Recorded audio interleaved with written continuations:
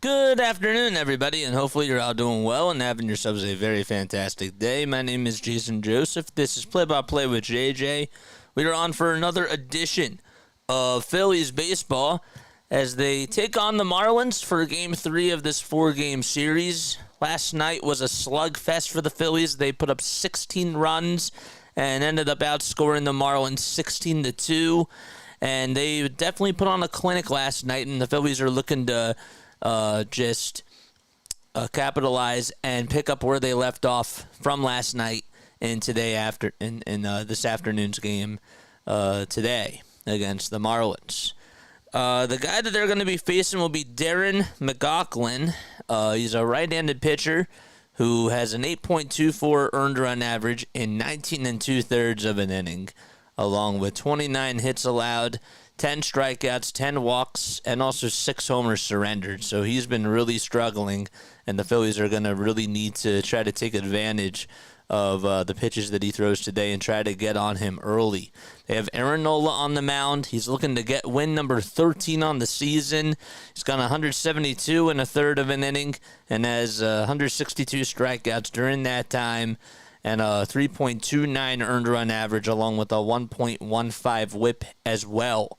The guy that's been red hot for the Phillies has been Kyle Schwarber, who has 10 hits over his last 4 games, including 5 homers, 2 doubles, and 3 singles. He has been bench pressing this team and has been the offense. It's really been ridiculously scary how good he has been at the plate. Now hitting .249 on the season, batting over .330 over his last 2 weeks. He's been off to such a great start in this September. So you're going to need him to continue to pick up where he left off last night as well. Trey Turner has been hitting the ball better. He had a home run in last night's game along with Kyle Schwarber. So that was really nice to see. And hopefully the offense can get things going. That'd be really awesome.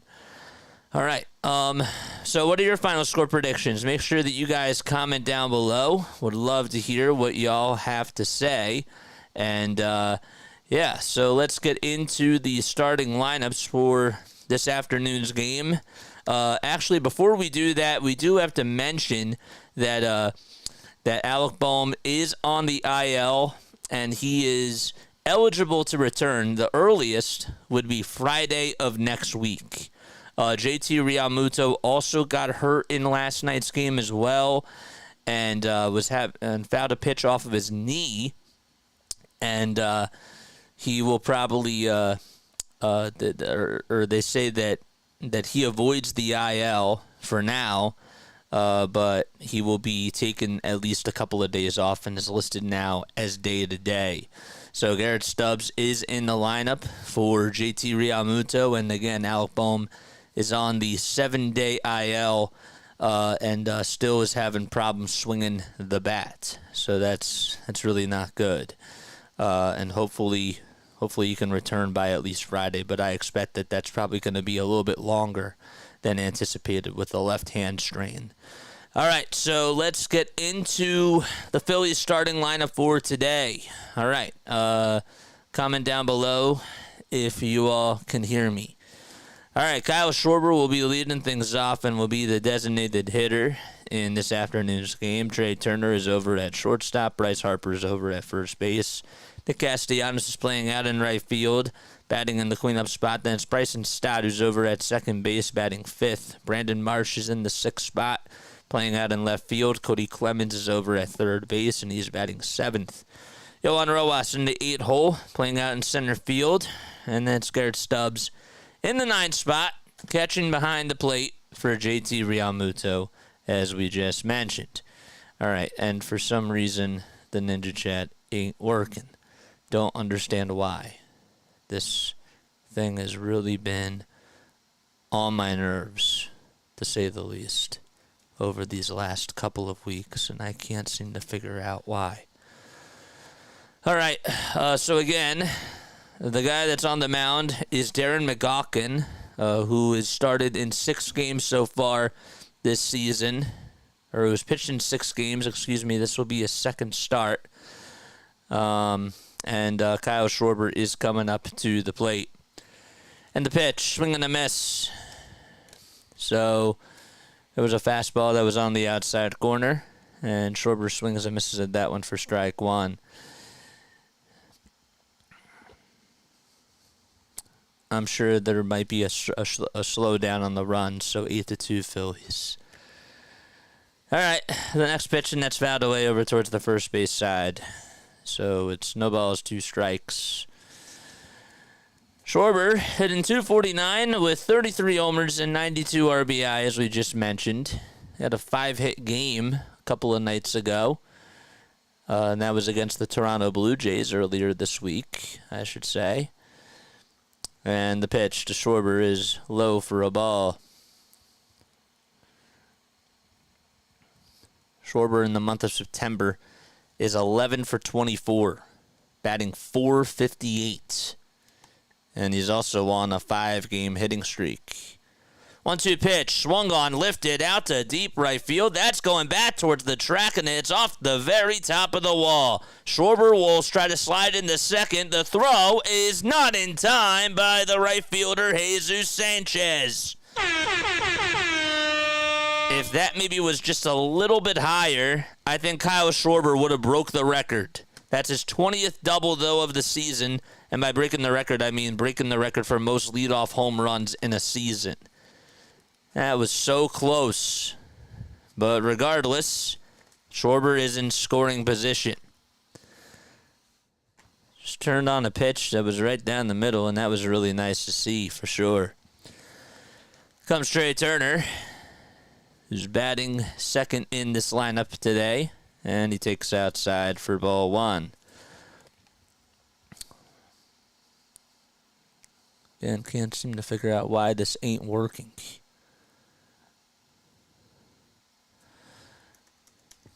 All right, 1 ball, no strikes. And the next pitch, and there's a sweeper on the inside corner for strike one.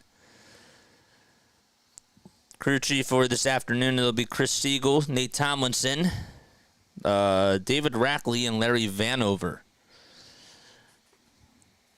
1 ball, 1 strike. And the pitch to Trey, swing and a miss. Turner has had 14 3-hit games this season, which is the most in the National League.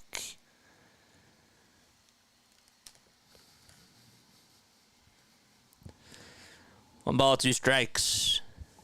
McGaukin kicks and delivers, and that's fouled back over towards the screen. Turner is also 3rd in the National League in batting average behind Luis Arraez, who's batting .310, Marcelo Zuna, who's hitting .309. And he's 4 ticks above Ketel Marte. Shohei Ohtani has slid all the way down to .291. Schwarber in scoring position in the 1-2 to Turner, swing and a miss, and Trey strikes out on a 4-seamer that was running towards the inside corner. And there's the first out of the inning. It was a nice pitch thrown by McGaukin. He was going to try to fool Trey Turner on that pitch, and he did.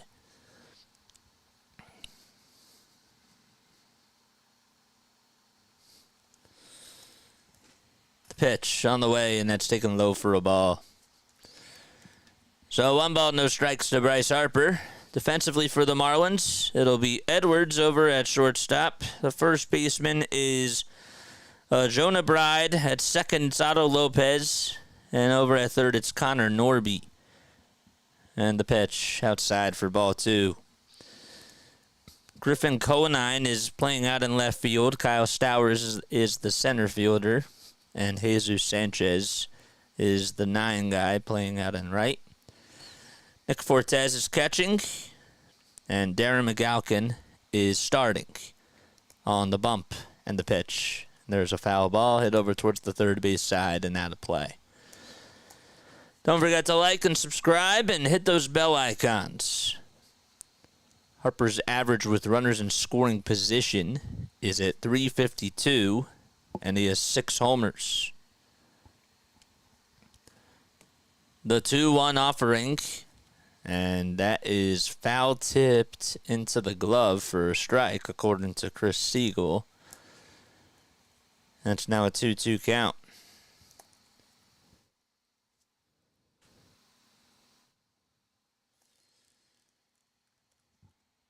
Two balls, two strikes, and the pitch. And Harper swings at ball 3, but he fouls it back. Phillies are on a nice little winning streak, and have extended it now to 6 games. The hottest team, though, they're the second hottest team, but the hottest right now is the Mets, who are 9-1 over their last 10 and have won 8 straight games. 2-2 to Harper. And that is popped up and punched out towards shallow center field. Stowers will make the grab, and Schwarber stays put over at second base. Schwarber doubled, Turner struck out, and Harper flied out to center. And now it's Nick Castellanos coming up to the plate. Casti is batting .246. And ended up going 1 for 5 in last night's game. He's batting just .200 in the month of September. And the pitch, he fouls that one back.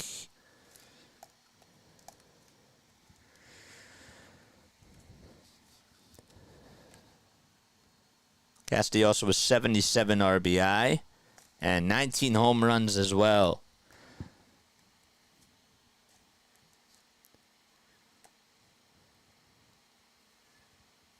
The 0-1 pitch. That's a check swing foul ball that goes over towards the first base side. Aaron Nola will be on the mound for the Phils. Again, he's looking for win number 13, which would be really nice for him. No balls, 2 strikes to Nick Castellanos. Phillies are looking to drive in Kyle Schwarber and strike again. The 0-2, and that's fouled off, and we'll do it again. And what I mean by strike again is strike again in the first inning. It's pretty much what they've been doing during this winning streak. Casti was batting .233 in the first half with 13 homers and 47 RBI. And ever since then, he's batting .272 with about 6 homers and over 30 runs batted in.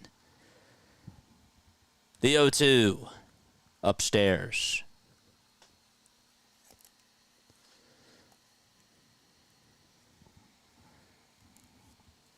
"14 strikes thrown by McGalkin in this inning, and 19 pitches. The 1-2, and that is punched out to left center field, and that's going to drop in for a base hit. Kyle Schwarber's routing third, and he will easily score. And Nick Castellanos gets an RBI single, his 78th run batted in on the season, and the Phillies come out on top first and take a 1-0 lead.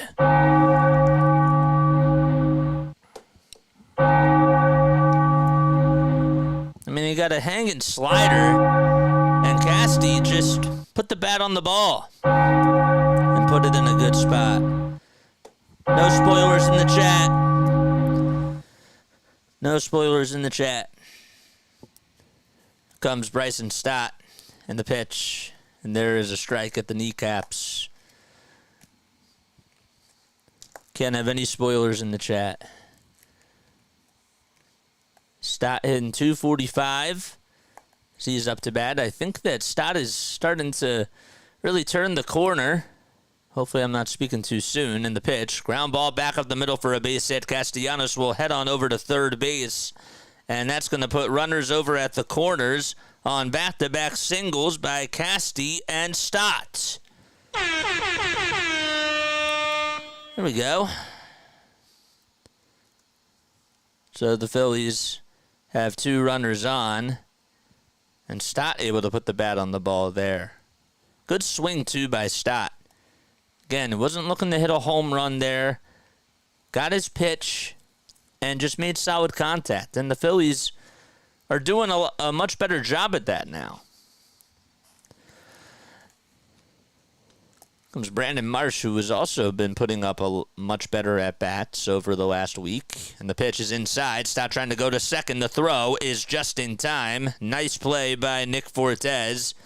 Good try by Stott. Just a better throw by Fortes, and the inning is over. Phillies do take a 1-0 lead, though, on the RBI single by Nick Castellanos, and we head to the bottom of the first. It's 1-0 Philadelphia. Okay. All right. Bottom of the first. Here we go. Xavier Edwards will be leading things off, and he's playing over at shortstop today. Then it's Connor Norby batting second, playing over at third base. Jesus Sanchez is playing out in right field, and he's batting third. Jonah Bride is hitting in the cleanup spot and is playing over at first base. Then you got Kyle Stowers playing out in center field, batting fifth. Otto Lopez is the second baseman, and he is batting sixth, right behind Stowers. Griffin Conine, the left fielder, batting seventh. Nick Fortes is catching behind the plate and will be batting eighth. And David Hensley is DHing in this afternoon's game and will be batting in the ninth spot. So no Jake Berger in the lineup today for the Fish. But just to recap, it's Edwards, Norby, Sanchez, Bride, Stowers, Lopez, Conine, Fortes, and Hensley. And on the bump for the Phillies is Aaron Nola.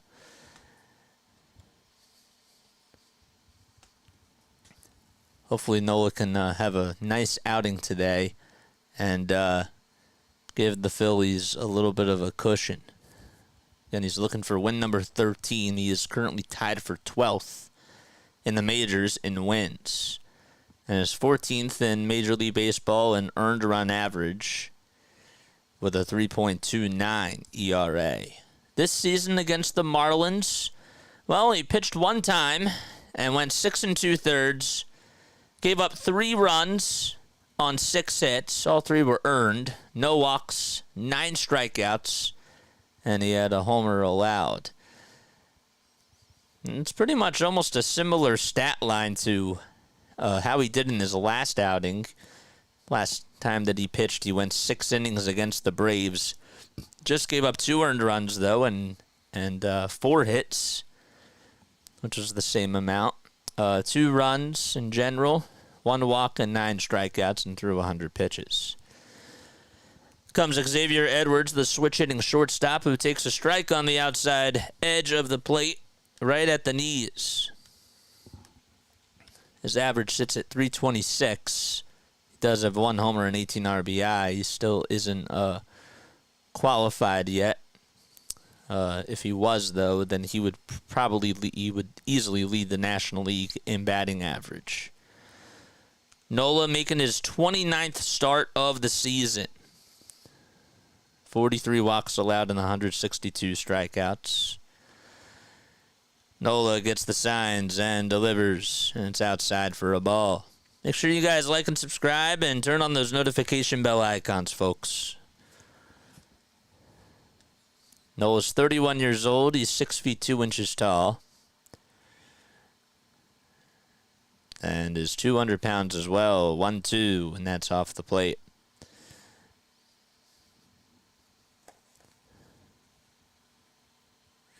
He's had about a 2 ERA over his last 5 outings, and has put up a total of 28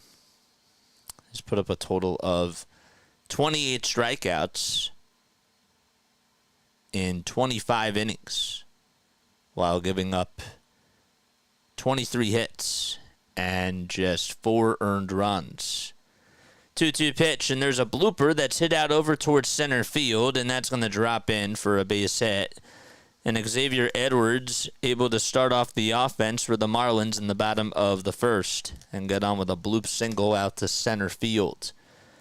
Stott and Rojas would not have been able to get over to it. It was just hit in a good spot and wasn't popped up too high, but it was hit in no man's land. Comes Connor Norby, the third baseman, is going to take a knuckle curve that had a lot of good movement, but it ended up being a little bit low, but it's called a strike anyways.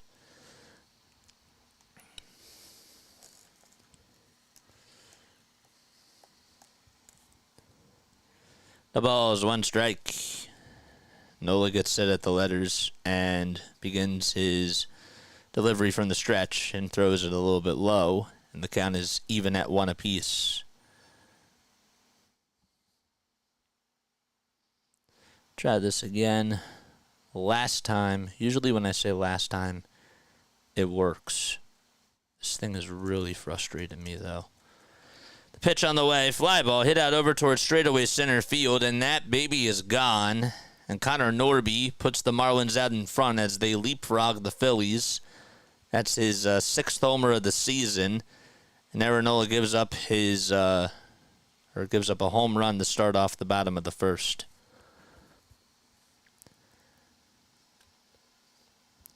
I mean, that pitch was right down the middle, and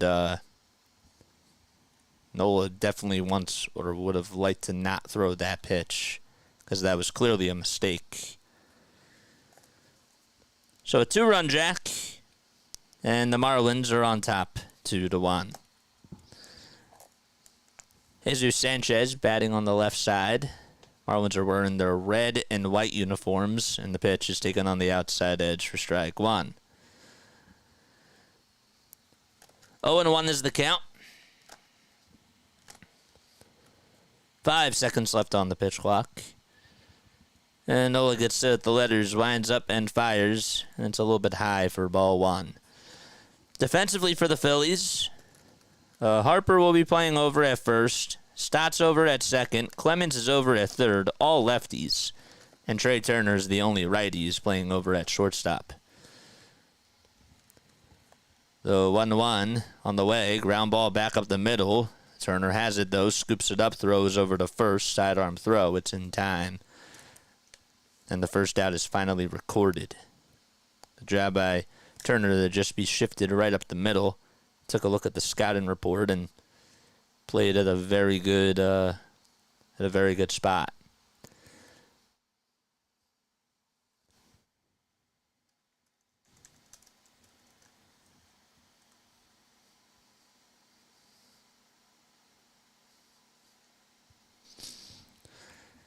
Here we go. The pitch on the way to Jonah Bride. And that is taken for strike 1.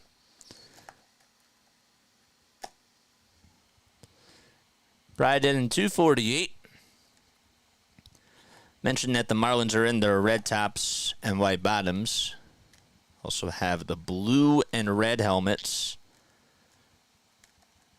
And the new M&M logo on the top.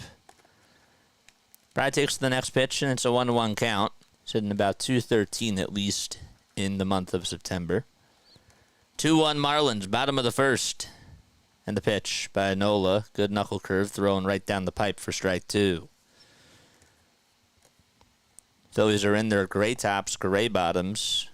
Have the red Phillies spelled on the chest. And the blue eyes with a star on the top of each eye. 1-2 pitch. High chopper. Hit over towards the right side. Stott has it and flips it over to first. Sidearm throw. And he'll get out number 2 in the books. Connor Norby now has 11 extra base hits in 17 games since joining the Marlins. And up to bat is Kyle Stowers, the former Oriole. 2 gone, bottom of the first. Nobody on base. It's 2-1 Miami. And the pitch fouled back towards the screen. Stowers' average is at 213. Also slugging .333 with 3 homers and 20 RBI. Nola gets the signs at the letters. And he'll wind up and throw it to Stubbs. Here it is. Swing and a miss. Good cutter that was inside. Had a lot of life to it. 0-2 is the count. Aaron Nola's had a really good career against the Marlins.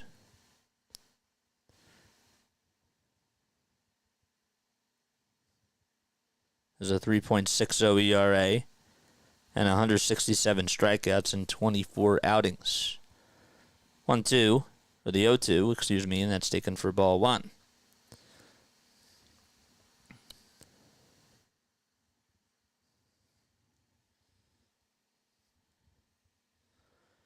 1-2 strikes. And the pitch.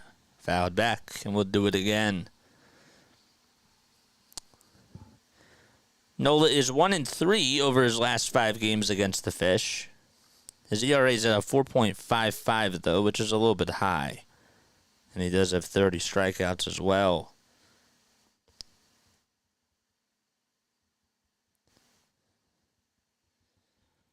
And the 1-2 delivery, that one misses inside. For ball 2.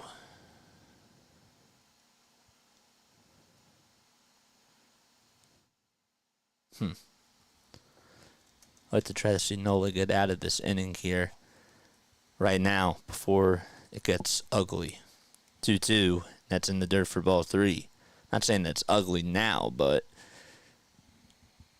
he already has 21 pitches, and you don't want to have him get runners on base here.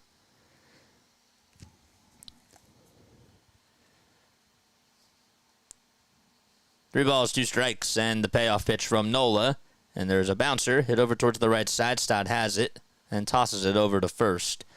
And the inning is over. So the Marlins do strike and get a 2-run homer by Connor Norby, his 6th homer of the season. And we head to the top of the second. It's 2-1, Miami. Okay. All right. Don't forget to like and subscribe, folks. Appreciate you all so much for being here. Yeah, sorry that our Ninja chat is not working, so I can't. I'm having a hard time displaying people's comments, which is a little bit frustrating to me, but show must go on, man. Hit the like, hit the subscribe, and hit those bell icons. All right, so let's get into the poll question first. First things first. Okay, I have a hot take. Okay, I really do have a hot take. I think that Kyle Schwarber is a top 5 NL MVP candidate right now. I do. I don't have a fake bone in my body, and I truly do believe that. Do you agree or disagree? We're talking about top 5 in the National League. Okay, we're not talking about who's best on the Phillies. I think that he's the best player right now on the Phillies. We're talking about top 5 in the National League. My top 5 MVP candidates, and this is in no particular order, in the National League, are Francisco Lindor, Shohei Ohtani, Marcell Ozuna. I would have said Freddie Freeman, but he did get hurt. I would put Teoscar Hernandez in that class as well. And I would put Kyle Schwarber there. I really would. I feel like I feel like that there's a legitimate argument for that. Bohm is now slid down to 6th on my list. So, but what say you? How do you feel about that, man? Do you think that Kyle Schwarber is a top 5 MVP candidate right now in the National League? I do. The pitch. And there is a strike that is taken on the upper third of the zone. Larry says that's a reasonable take. Yeah, nobody's talking about it. No one's talking about it right now. And I think that it's a little bit sad. So I'm going to talk about it because that's how I feel. The 0-1 pitch to Marsh, and that's fouled back over towards the screen. And we'll do it again.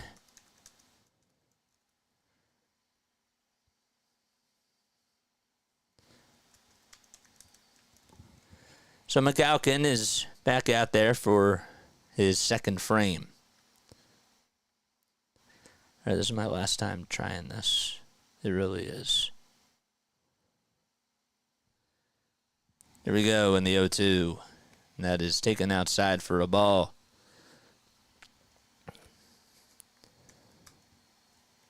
Still nothing. Still nothing.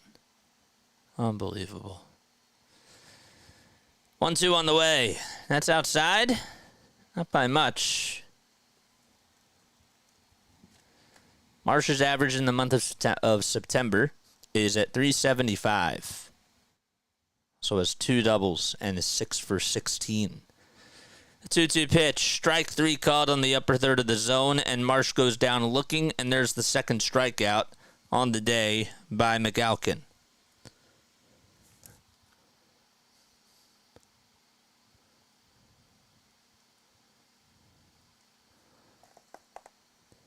Yo. Still nothing. Still nothing with us about that.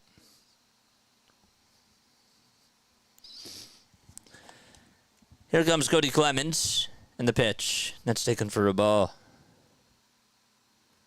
Agree. Ohtani is definitely getting it.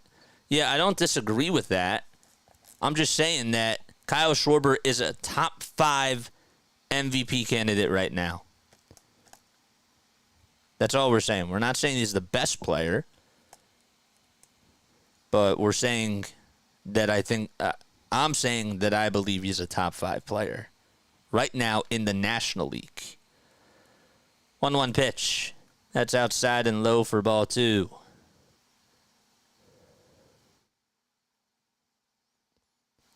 What's been a lot of spamming? Oh, the Ninja Chat. Or sorry, the Stream Elements bot. 2-1 pitch. And there's a foul ball. All right, I'll fix that after the game is done. Or I'll try to do that in between the innings. 2-2 is the count, and there's 1 out in the top of the second. Cody Clemens is up to bat. He's had a very good month of September so far. And the pitch to Cody is fouled away.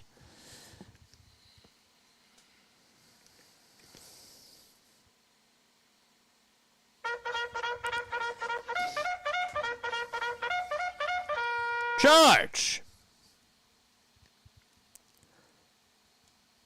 1 gone in the top of the second. There's Rob Thompson. He's in his 3rd season as Phillies manager. Has 239 wins. And the pitch popped up and hit out over towards shallow center field, coming into Stowers, and the hang time was pretty long enough, and Stowers will be there to make the grab. Phillies last night had 22 hits, 12 singles, 8 doubles, and 2 homers, which was a team high this year, the amount of hits. So they definitely put on a clinic last night, and their offense is certainly waking up, which is a really, really good thing when you think about it. Here comes Yohan Rojas with bases empty and 2 outs. The pitch, a sweeper that's taken for strike 1. Hit the like button, folks. It's free. And hit that subscribe button as well. And turn on the notification bell icons. Let's get to 4,150 subscribers. The pitch, and that's taken for strike 2.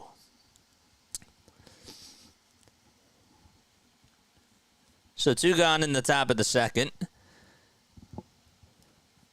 Bases empty, and the 0-2 to Rojas is just off the plate for a ball. The Fightins are 85 and 56, and their magic number to clinch the NL East is at 14. The 1-2 delivery, good framing by the catcher, but it was a little bit low. Rojas also hitting pretty well in the month of September. He's 4 for 13 with 3 doubles, 2 RBI, 3 runs scored, and 3 strikeouts. And the 2-2 pitch, Rojas gets on top of it. It's a topper that's hit over towards shortstop. Edwards has it. Sidearm throw over to first, and Rojas is out. And a 1-2-3 inning gets the Phillies down in order. And we head to the bottom of the second. Lopez will lead things off for the Marlins. Okay. All right. Hi, Alex. How you doing? How is everybody doing? Yes. So for those of you that don't know, all right, I always say, please turn on the notification bell icons and make sure that the personalized notifications are turned on. And the reason why I say that is because I was going to do the Eagles game last night, but I ended up not feeling so good. I'm still not 100%, if I'm being honest, but we're definitely feeling a lot better today. Was not feeling so good last night, and I didn't want to put myself through the stress of doing the game, and I felt so bad because I was so looking forward to doing it, and I really, really wanted to, but I had to put myself first, and I posted that on my announcements, so I know that some of y'all got it. But you got to keep those bell icons turned on and turn on personalized, not all notifications. Personalized notifications. That's what you got to do. So we're feeling better today. Still not 100%, but a lot better for sure. But yes, that's why we did not do the Eagles game last night. JJ, I didn't find you. JJ, did you do the Eagles game last night? No, I did not because I was not feeling well. So that's why I didn't do it. Secondly, our good friend, Philly Captain, right? Unfortunately, what happens in this field sometimes is people lose their channels, unfortunately. And Philly Captain does not have his channel right now. But I would like it if y'all, I don't know. For those of you that do support him, I've always been a big fan of his. If you could repost or retweet, and tell the YouTube community to try to get him back on, that would mean a lot to me, and I would know that would mean a lot for him. So, no balls, one strike in the pitch, and that's outside for a ball.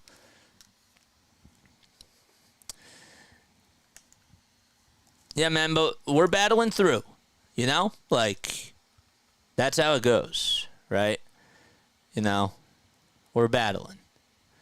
1-1 pitch, and there's a fly ball hit out over towards right center field, and that's going to split the gap and go all the way over towards the wall. Lopez can fly. He's going to head on over to second base standing up and gets on with a stand-up double. There's the second base hit, or second extra base hit allowed today by Nola. And Lopez did a good job of just hitting that one towards the right center field alleyway.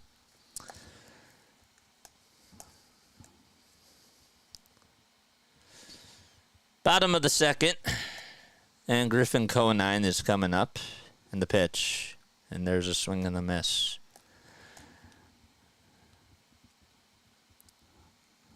Conine batting .233, one of the sons of former MLB player Jeff Conine. 0-1 is the count. Nola looks back over at second.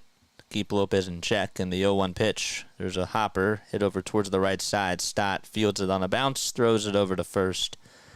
And there's one gone. However, Lopez does transition over to third base.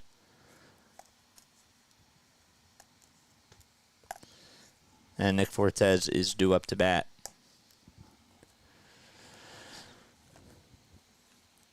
Two to 1 Miami. Phillies had an RBI single from Nick Castellanos in the top of the first. And then Connor Norby had a 2-run homer to answer back off of Aaron Nola in the bottom of the first. Aaron Nola gets set at the letters and kicks and deals. It's on the outside corner for strike one.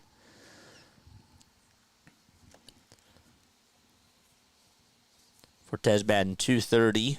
Does have 3 homers and 23 RBI as well.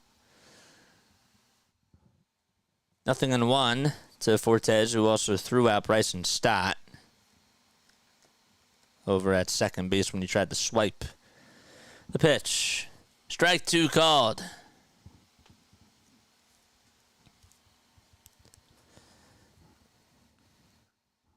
Phillies aren't the only 4 o'clock game. The Rays and the Orioles were scheduled to play at 4:05 p.m. Eastern Time. They started off in a rain delay. Now they're in the top of the second against the Rays. 0-2 pitch, and that's just outside for a ball.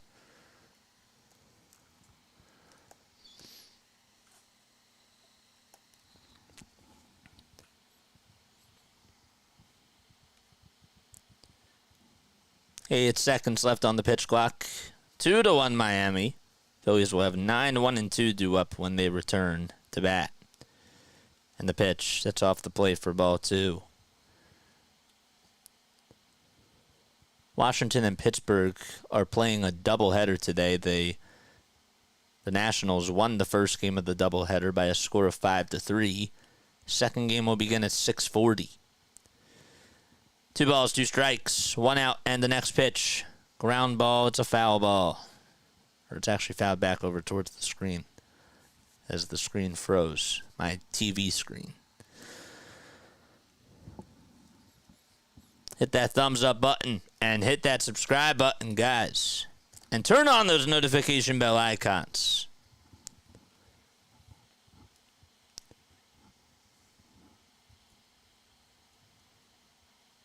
That's the only final score today. The 2-2 delivery popped up and hit over towards the right side of the infield. Harper gets under it and squeezes it for out number 2. And that was like right in front of home plate. And Harper came running in and was able to make the catch. One thing that sort of went a little bit under the radar last night because of the 16 runs provided by Philadelphia was how great Zach Wheeler was. Wheeler pitched another really good game. And while we talk about Kyle Schwarber and put him in the top 5 conversation for best player in the National League, we got to do that for Zach Wheeler too, I believe. And the pitch. And there's a strike. It's on the outside corner. All right, this chat's really bothering me, this Ninja chat, so we're just going to leave it alone. 0-1 pitch. It's a little bit outside, but it's called strike 2 to David Hensley.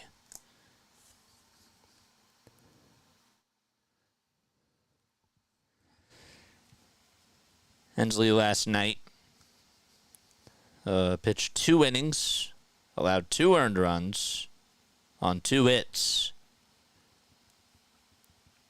And the pitch is up high for a ball.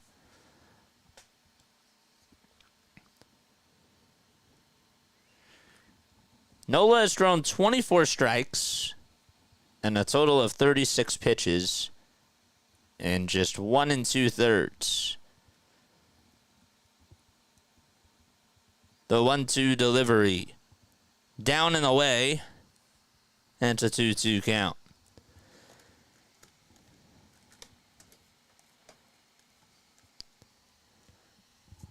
I'm going to take the hat off. Sometimes, like, when I wear the hat, my head feels a little bit stiff. I don't really know why. I don't know if that happens to anybody else, but it happens to me. And the pitch. That's off the plate for ball 3.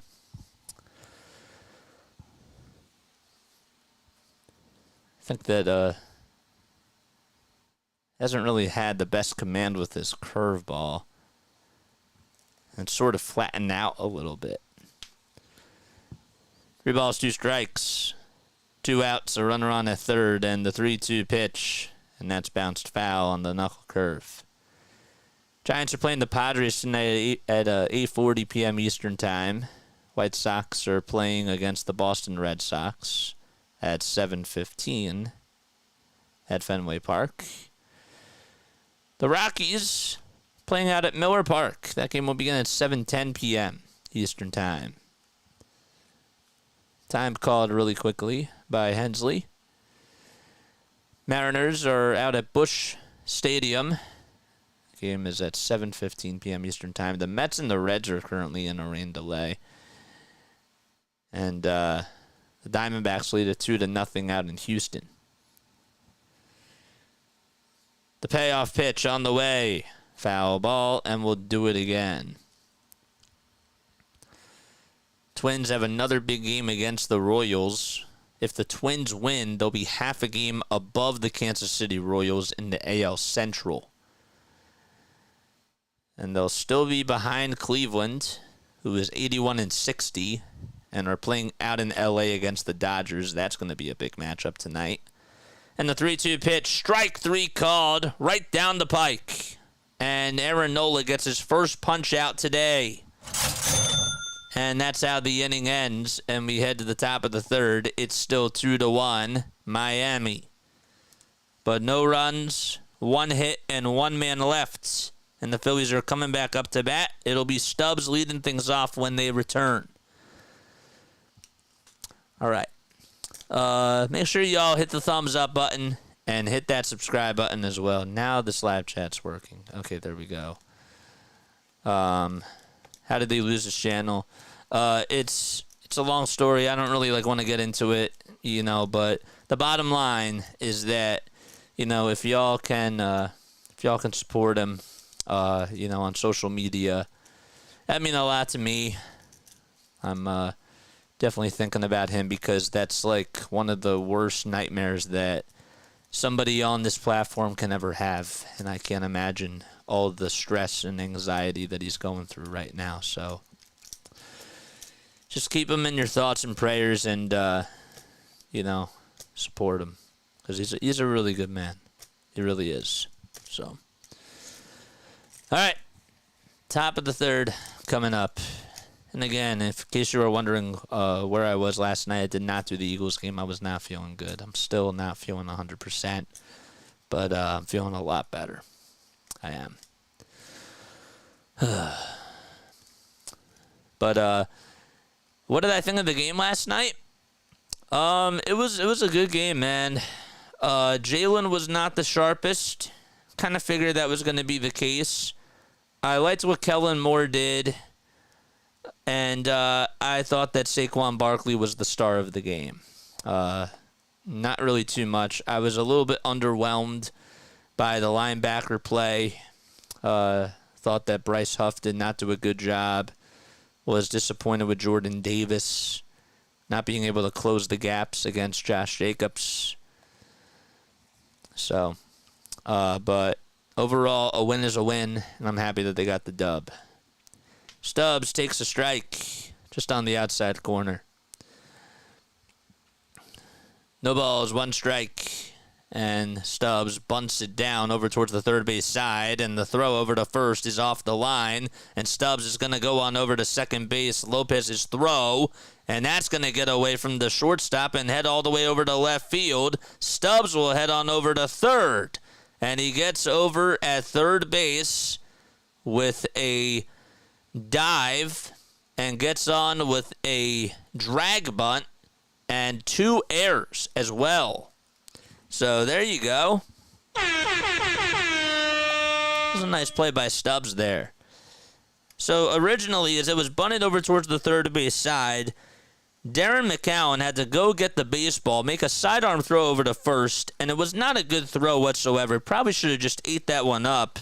And it got by Jonah Bride over at first. Backing him up was the right fielder, Jesus Sanchez, and his throw over to second base was off the line, and it went out all the way to left field. So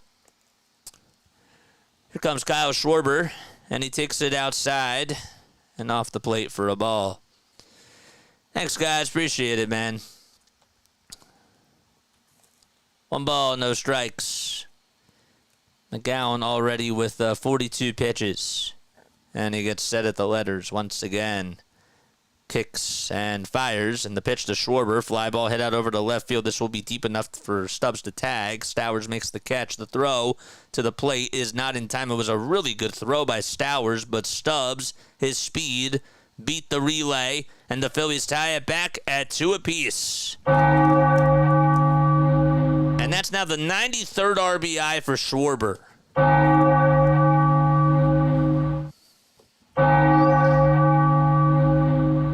So that does not count, or yes, it does. I believe it still does count as an earned run. It does. But it's now 2-2. 1 out, top of the third, and the pitch to Turner is on the outside edge. Schwarber's just doing it all, man. He really is. He is doing it all. And the pitch to Trey, slapped foul towards the left field side.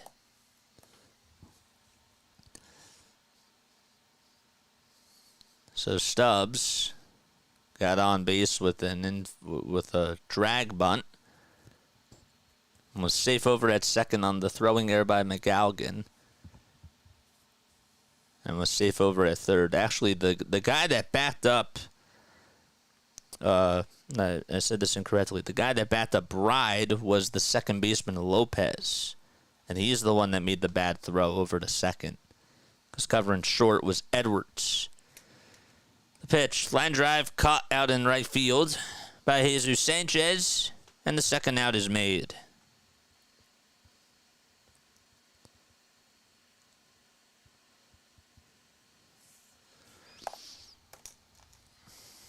Got 225 people tuning in. Make sure you like and subscribe. Turner lines out, and Harper stares at the sweeper. It's down. Let's see this again. Actually hit Stubbs right on the shoulder when he was diving into second base, and that's why it got away from the shortstop, Edwards. The 1-0 pitch popped up, hit out over towards left field. Stowers dances around and finally is able to make the catch.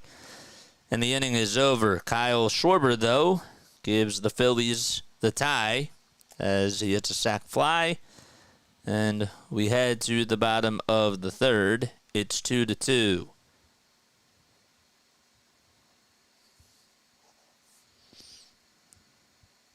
Okay. All right. Good stuff. I will be right back in just a few moments. Don't go anywhere. I'm going to take a very, very quick step off. I will see you very, very soon. Don't go anywhere.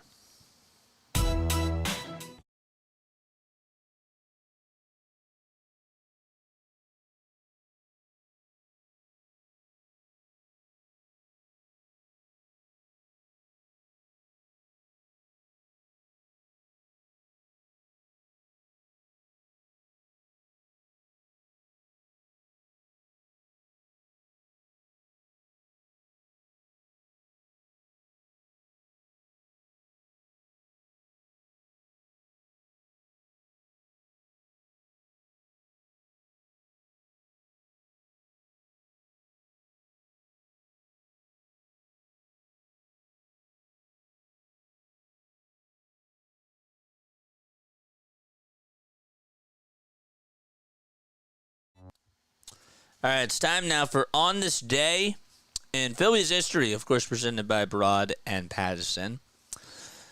They do a really good job with providing really cool facts and historical outlines of what happened on each day of the calendar year on in Phillies history. All right, so on this day in 1901. Today is September 7th. On September 7th of 1901, the Phillies won 9 straight games. They hosted the Pittsburgh Pirates, who had won 10 in a row. Phillies won 4-1, but they lost the next day. And then 10 years later, Grover Cleveland Alexander, in his rookie year, beat 44-year-old Cy Young 1-0. Young was in his final year in the majors that year. And again, that was Grover Cleveland Alexander's rookie year. Imagine going up against Cy Young and doing that, even at the age of 44. It's crazy. That's how old Cy Young was. 1 ball, no strikes as Nola kicks and fires and throws a sinker that catches the outside edge. And it's a 1-1 count. Xavier Edwards batting on the left side. Ended up leading off the bottom of the first with a single and would score on a 2-run jack hit by Connor Norby. 1-1, low and away. In 1996, Scott Rowland was hit by Steve Treshelle on Chicago, breaking a bone in his arm, and he's lost for the season after getting 130 at-bats. And one more, and he would have not been considered a rookie for the following season. 2 balls, 2 strikes as the next pitch was fouled away. Nolan not wasting any time as he gets set just at the letters. And winds up and fires. And Edwards gets a piece of it and stays alive.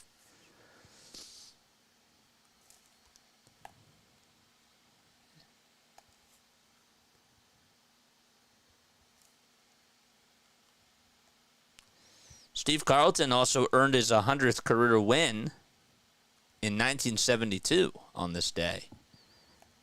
2 balls, 2 strikes, and the pitch by Nola swung on and missed. And Aaron Nola with his second strikeout of the afternoon.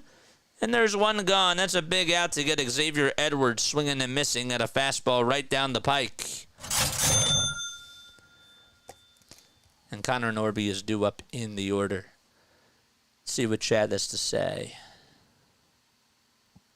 Let's see what Chat has to say about that. Hit that like button, baby. And the pitch. Line drive down the left field line. It is a foul ball.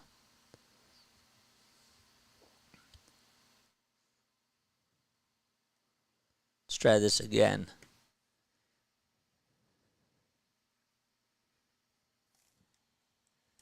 The ball's 1 strike. And the next one is high for a ball. Who played 9 games that day? No, that's never happened. I don't get the joke, though. I guess I have to rewind the tape and remember what I said.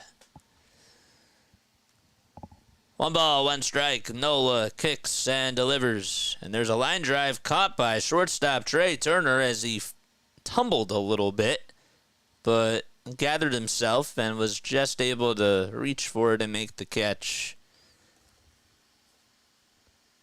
And a line out to get the second out of the inning.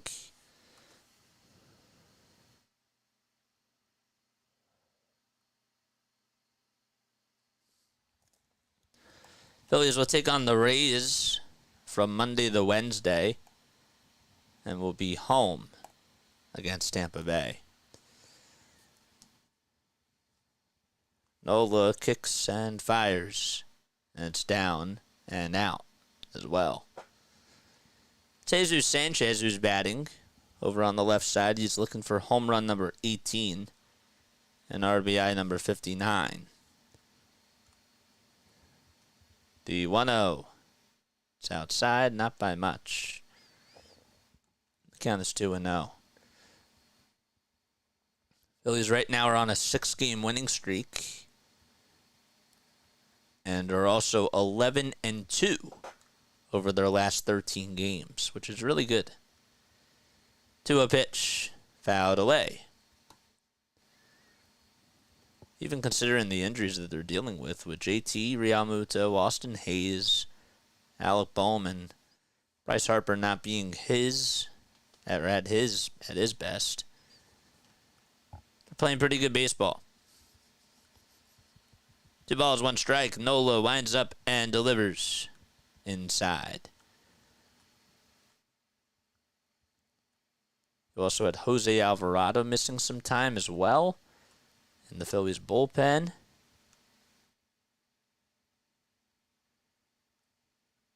So the injury bug was catching up to them. 3-1. That's down for ball 4. 2 outs and a runner on over at first. There's a 2-out walk from Jesus Sanchez. Rays have a 2-0 lead against the Orioles now. Just check that score. Comes Jonah Bride, batting right-handed as he steps up to the dish.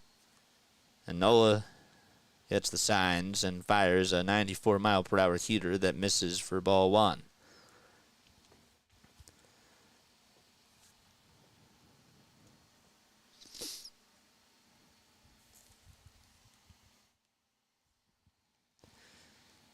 Not a lot of a lot of offense so far in this game. I guess you could say a good amount. 1-0 pitch. There's a strike on the outside edge. Phillies had an RBI single from Nick Castellanos in the top of the first to score Kyle Schwarber, who almost homered, but it just landed on the top of the wall out in right field. And he got on with a double instead. The 1-1 that's outside, throw over the second base, and safe is Jesus Sanchez as he's in scoring position. And the count is now 2-1 with a runner on over at second base. That is also stolen base number 13 on the season for Jesus Sanchez.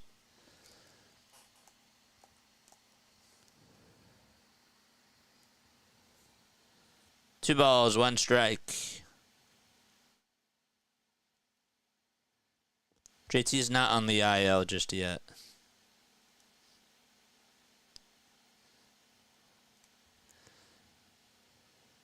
And the 2-1, swing and a miss. Alec Bohm is on the IL, but not JT yet. Happy birthday, Mike. How you doing, man? Thanks so much for stopping by. I know your thoughts on Nola. 2 balls, 2 strikes. Bride is up to bat. And there's a runner on over at second with 2 outs. Appreciate you for coming on, man, and for stopping by. Happy birthday, man. Happy birthday, Mike. You're the best. Shout out to you. 2-2. That's outside for ball 3. Doing anything special for the day, my friend? Let me know down below.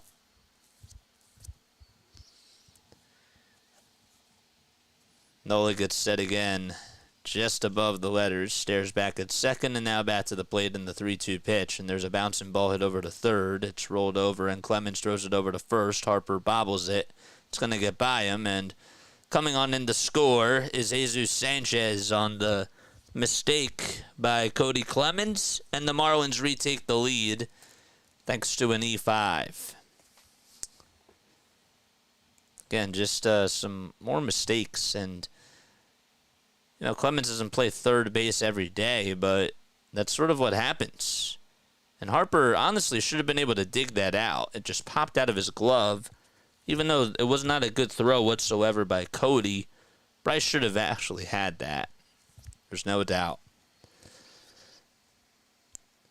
So a single, and maybe they'll call that an E3 on Bryce. See if they confirm.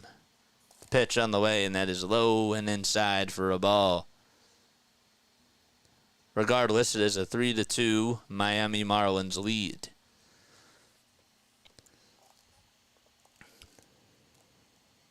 Oh, wow. Jane, mine is actually September 16th. It's my sister-in-law's. Oh, I thought it was your birthday. Pitch, swing and a miss.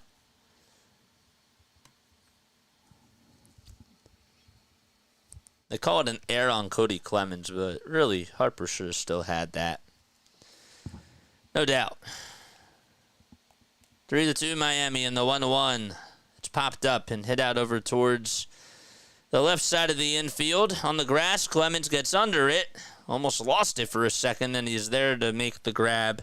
And the side is retired, but the Marlins do get one back and retake the lead and head back up by 1.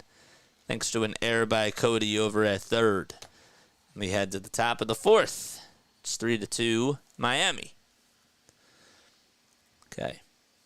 Pop out over towards the third base side. Believe it or not, my uncle is on the 15th, and mine is on the 16th. My buddy's is on the 17th, and my son's is on the 23rd. It's like in February for my family. My sister's is on, my dad's is on the 18th. Somebody else is on the 27th.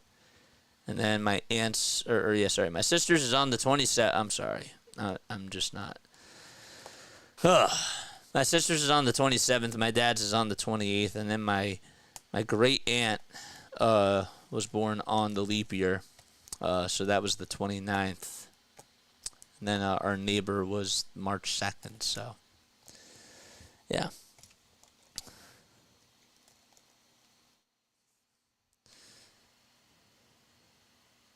Can we stop with the Harper grade at first base? Harper's been pretty good at first. I think that he struggled on that play, though. And he's had hiccups. There's no doubt about it. He's had his hiccups. Don't forget to like and subscribe, folks. And turn on those notification bell icons. We go live for almost every single Phillies, Sixers, and Eagles game, even though we missed last night's game. But I hope y'all are doing well. That's cool. Yeah. Yeah, man. All right, top of the fourth coming up. Phillies are down by 1. In case you're wondering how we got here, the Phillies were able to get an RBI single from Nick Castellanos in the top of the first. Then Connor Norby had a 2-run shot in the bottom of the first to make it 2-1 Miami. Kyle Schwarber would then tie it on a sac fly in the top of the third. And then Jonah Bride got on with an infield single and a throwing error by Cody Clemens to give the Marlins the lead once again. So Castellanos is coming up. It'll be 5, 6, and 7 up in the batting order. And the pitch is a sinker that catches the inside corner for strike 1.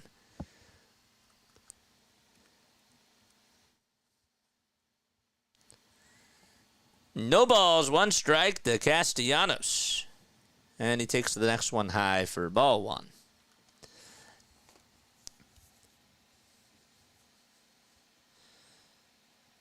John Clark just tweeted out that there's no indication JT Realmuto will need a stint on the IL after fouling off a pitch on his knee against the Marlins, but he's expected to miss a couple of days. The pitch, and there's a foul ball. That's why, because I forgot a month ago. Yeah. 1 ball, 2 strikes to Castellanos.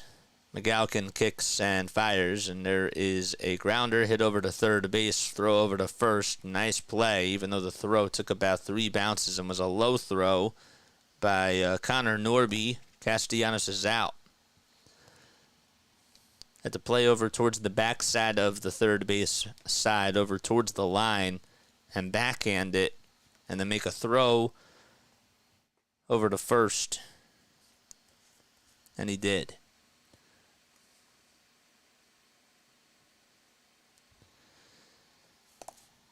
Phillies have 4 hits so far today. Each team has 4 hits so far. And Stott takes a ball.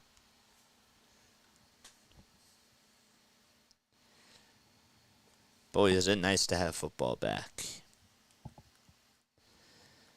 1-0 pitch. It's on the inside corner for a strike. Eagles game last night was cool. Got to watch the second half of the game.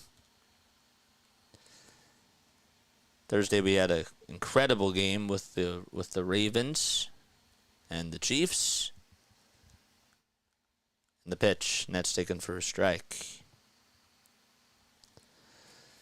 Stott is batting .292 so far in the month of September, with a pair of doubles, a homer, and 5 RBI.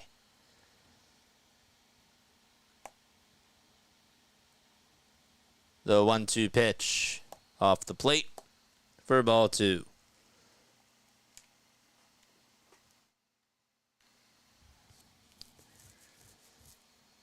Tomorrow's game should be fun. The pitch popped up and hit out over towards the backside of the infield, a little bit over towards the outfield grass in the shortstop area. And Edwards gets under it and will catch it for the second out. And Brandon Marsh is coming up to bat. Tomorrow you got Patriots and Bengals at 1 o'clock. Got Panthers and Saints at 1 o'clock as well. And Commanders and Bucks are at 4:25. The pitch, and there's a strike. Steelers and Falcons are on at 1 o'clock. That should be a wild game. Cardinals and Bills, they're on at 1 o'clock as well. And Titans and the Bears, and Texans and Colts, and Jaguars and Dolphins, and Vikings and Giants are all on at the 1 o'clock hour. 1 ball, 1 strike to Brandon Marsh. 2 outs, nobody on, and the pitch fouled off. Raiders and Chargers play each other at 4:05. It's Broncos and Seahawks as well, playing at 4:05, and the Cowboys are out in Cleveland. That should be a fun game. The Browns and the Cowboys. How about that? 1-2 pitch to Marsh. Popped up and hit out over towards straightaway center field. Stowers will get underneath it, and he'll be there to make the grab for out number 3, and we head to the bottom of the 4th. Phillies are down 3-2. Rams and Lions should be a good game. It'll be on at 8:20 on NBC. I've been bashing Nola for 3 years now. Is it so? Let me understand something, Mike. Okay. Do you not? Last year, I didn't like what Aaron Nola did because he was terrible pitching from the stretch. He really was. He was not good pitching from the stretch. Is your hate more towards the long ball? Like, where I want to understand, like, where your criticism from Aaron Nola comes from. You know, is it just from giving up the long ball? Is it because sometimes his pitches are flat? Because I think overall he's had a good year. I do. I think he's had a good year. Last year I was really frustrated with him. I've become sort of numb to the home run ball that he gives up. But I want to understand. Nola probably only going 5 innings. Yeah, it wouldn't surprise me. It really wouldn't surprise me.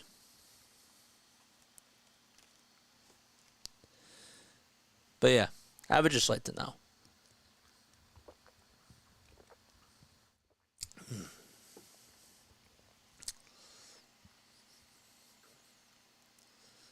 I've been bashing Castellanos for 2 years. Well, he's been here for 2 years, so that's understandable. He hasn't had a smooth sailing. He hasn't been a smooth sailing player at all, but he's been hitting better. I can't lie about that.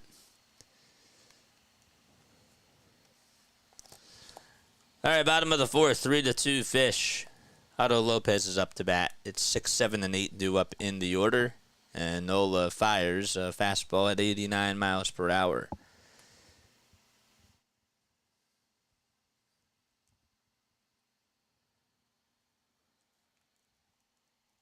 One ball, no strikes. And Nola fires the next pitch. Swing and a miss. That was a good knuckle curve thrown there. Hit that like button, baby. And hit that subscribe button as well. Mod Squad, how many likes do we have? Y'all are sleeping on the job. Come on, baby. 1-1. Swing and a miss. Let's hitters get too comfortable. You have to elaborate on that.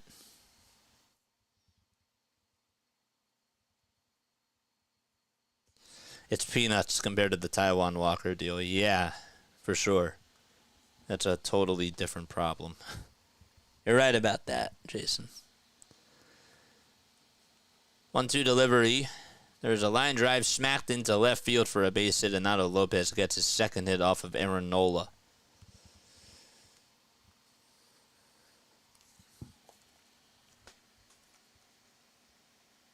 Lopez doubled his last time up.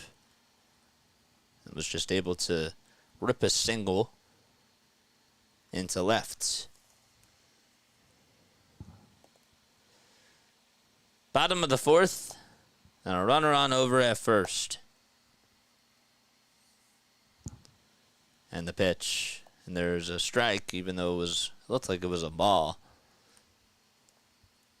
Looked like it was a little bit outside. Mike, you still... there it is. There it is. Okay. There we go. All right. I want to read this comment. Give me after this pitch, though.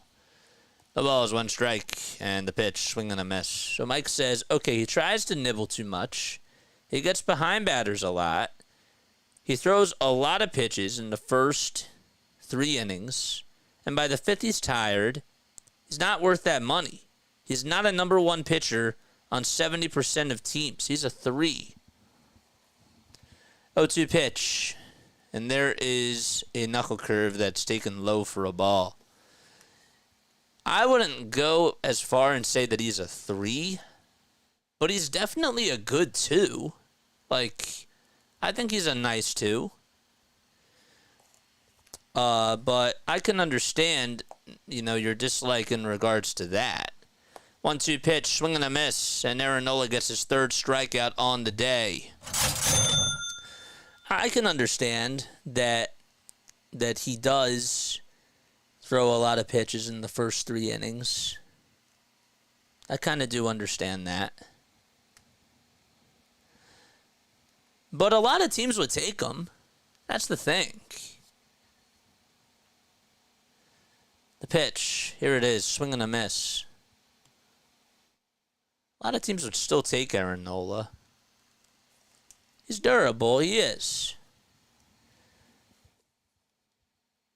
He is durable. And he turns it on in the playoffs. I'll tell you that. No balls, 1 strike, and the pitch, and there's strike 2. That's like that's probably why he got paid, is because of the playoff performances.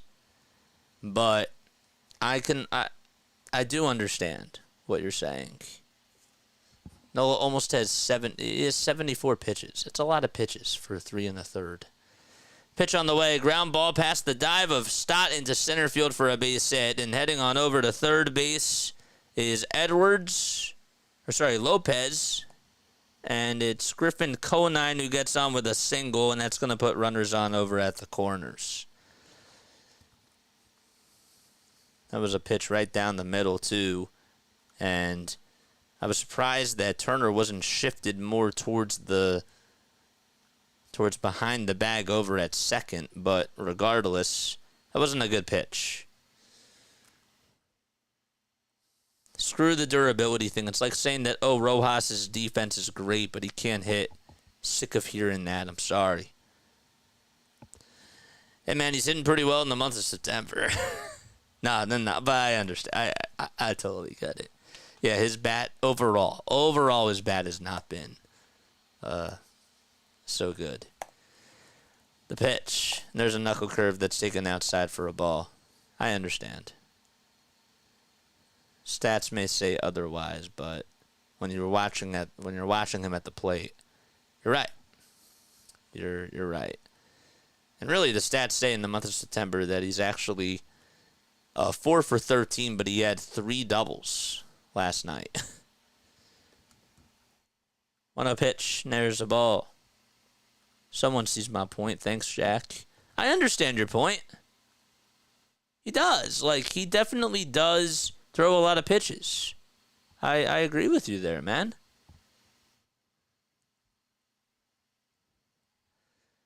To a pitch. And there's a pitch on the outside edge for strike 1. I got you.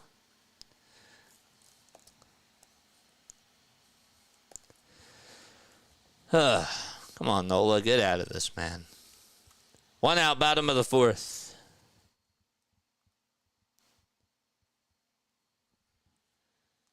Ten seconds left on the pitch clock. And there's 1 out in the bottom of the 4th. Please get a double play here. That'd be huge.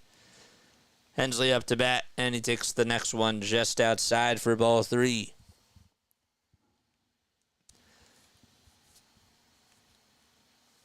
Hensley ended up pitching in last night's game.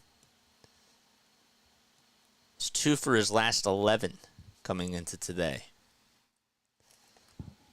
3-1, swing and a miss. Knuckle curve looks pretty good there, even though it would have been ball 4. And the count is now full. Larry and I haven't missed a day sick before I got sick for 10 years.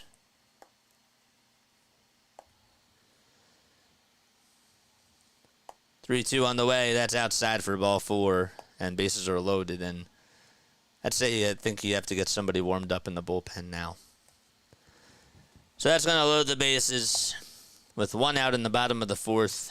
If there is any quote-unquote good news, if the ball's in the infield, it's probably going to result in a double play. But Nola has not looked so sharp in this 4th inning, and I think that's being a little bit nice. Caleb Cotham is going to go out there to have a conversation with Aaron Nola to try to calm him down. So a single, and then an out and a walk. Bases loaded with one out here.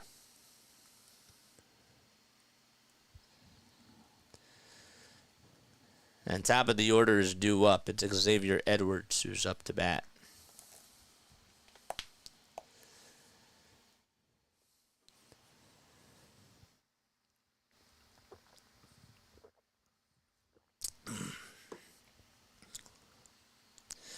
You're right, though, Mike, about him throwing too many pitches early on. He does.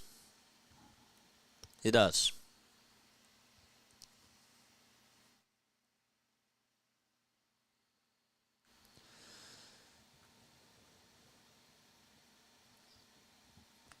Here's Xavier Edwards. We're in the bottom of the fourth. And there's one out. Bases loaded. The pitch on the way, and that is low and away for a ball.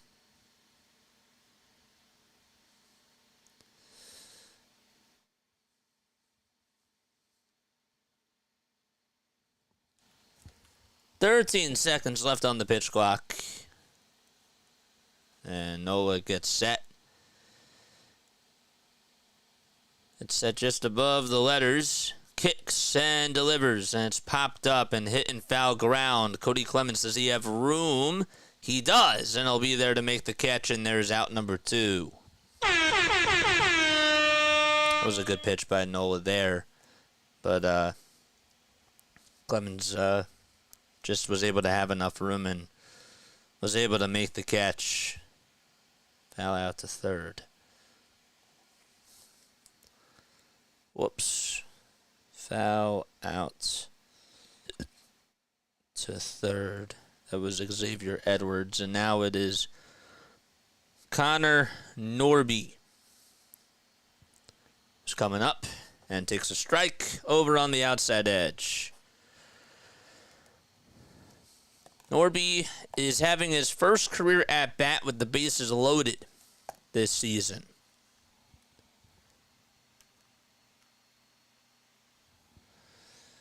Oh, and 1 is the count. And Nola throws the next pitch, and it's up high for a ball.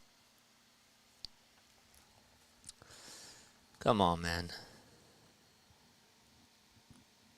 Norby hit his 6th homer back in the first.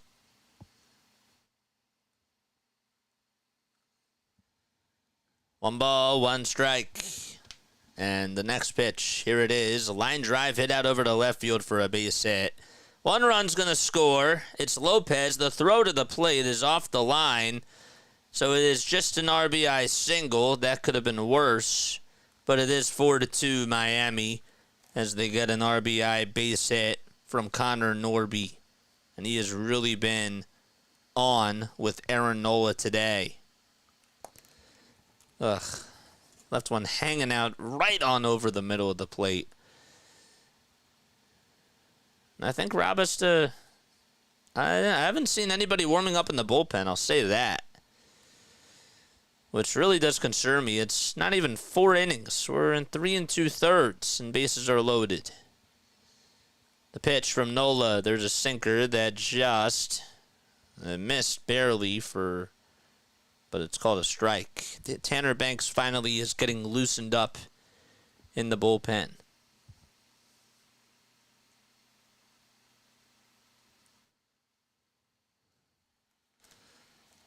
Oh, 1 pitch, swing and a miss.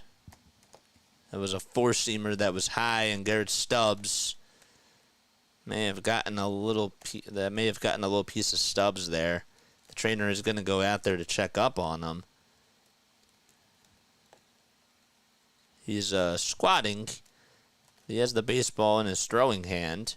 Stands up now, and there's Rob Thompson along with the trainer to see if he's all right, as Stubbs does take off the mask, holds that in his throwing hand now. Definitely need him to stay in the game, especially with JT's foul ball yesterday.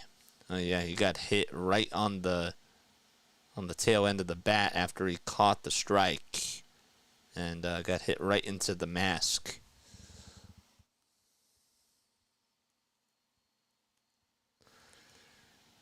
What's going on in the chat? Oh, we're arguing about Aaron Nola still?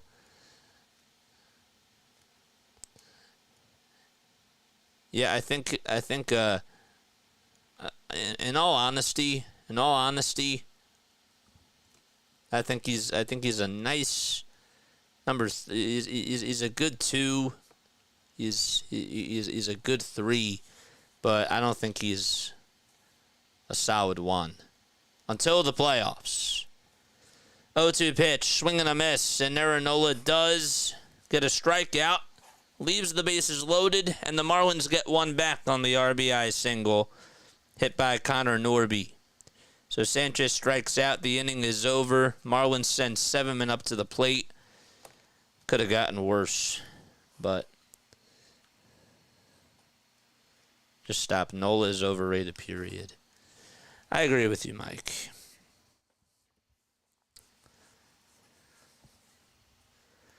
I agree with you.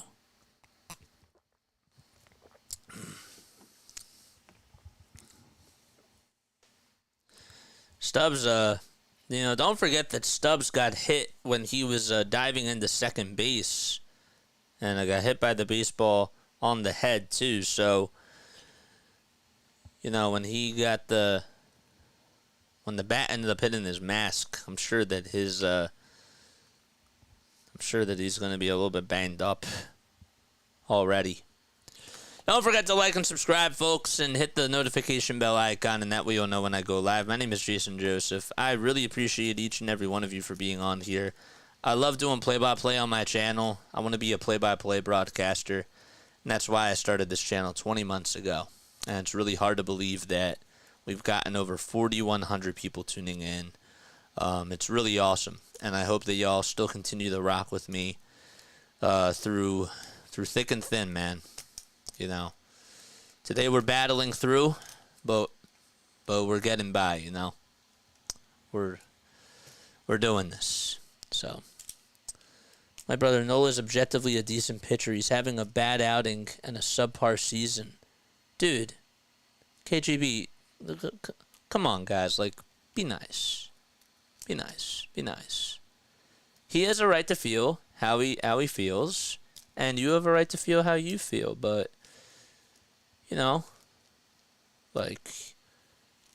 come on, man. Stubbs is a foul off the mask from a connection. He was terrible last year. Top of the 5th, 4-2, Miami. And the pitch to Cody Clemens, and there's a strike that's taken at the kneecaps.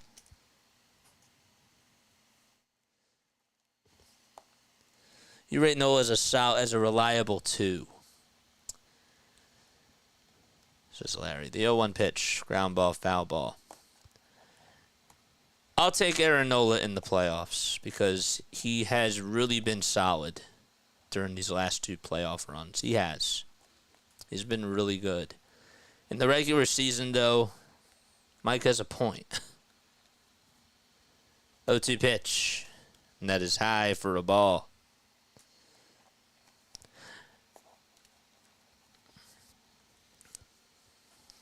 One ball, 2 strikes. To Cody Clemens. McCown kicks and fires and throws it just outside for ball 2. That makes the count now 2-2.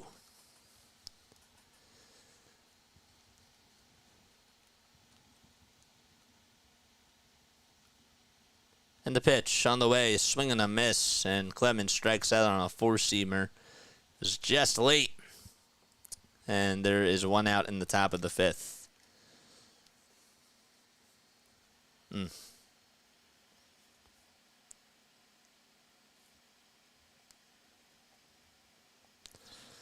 Is it me? It's been a slow game so far.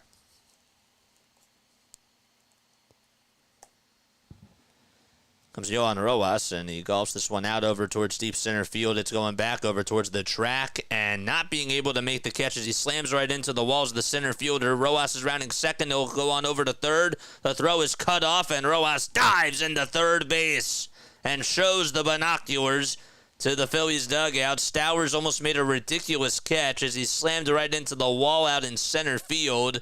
And Yohan Rojas gets over to third base with his second triple of the season. I wonder, if that was at the bank, that may have been gone. It hit the wall out in center field. Probably would have just stayed in the yard maybe because of the height as well. But hit that one a long ways. So we got a runner over at third and one out here in the top of the fifth inning. All right, let's go, baby. Let's go.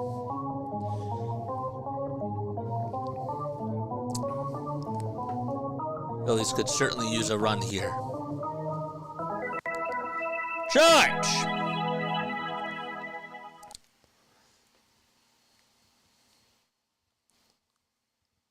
Very inconsistent this year, too. Yeah, I agree. So Stottlemyre Jr. is out there to talk things over with McGowan, and Kyle Schwarber is coming up. It's a big at-bat here for Kyle. He's 9th in the majors in homers, and is 13th. Or sorry, Stubbs is up to bat first. Excuse me, I was overlooking who was up in the lineup. So it's Stubbs that bats first. Wow, I really am off today. One out, top of the fifth. And Stubbs lays down a bunt over towards the third base side. Rojas is going to score the throw over to first, and that's going to get away from the first baseman again. Not a good throw over at third by Connor Norby. That almost went into the dugout. That is a sacrifice bunt, though, by Garrett Stubbs at the very least, and the Phillies cut the deficit to 1. So Stubbs with another nice little suicide bunt. And he's able to get aboard. All right. And now Kyle Schwarber is coming up to bat. Big spot for him here. They ruled that as a bunt single again by Stubbs. Toss back over to first, and Stubbs will dive back in there and get his right hand on the bag. That's an RBI bunt single by Garrett Stubbs. 4-3. Miami leads it by 1. 1 out, top of the fifth, and a runner on at first. Schwarber takes it low for ball 1 and is ahead in the count 1-0 here. I mean, it just stayed fair, too. Down that third base line, there was no chance that Rojas was going to be out at the plate, but just another off-the-line throw by Connor Norby. Pitch to Schwarber. Check swing, he went around on the outside sinker. Stubbs should be giving bunting lessons to the Phillies. That's a true statement, I agree. Squeeze bunt. Sorry. Again, my brain's not fully working tonight. 1-1 pitch, and that's on the outside corner for strike 2. That was a sweeper that was caught at 82 miles per hour.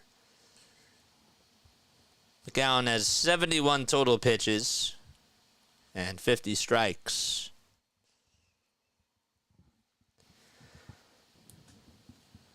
The 1-2 delivery, and Schwarber fouls it away.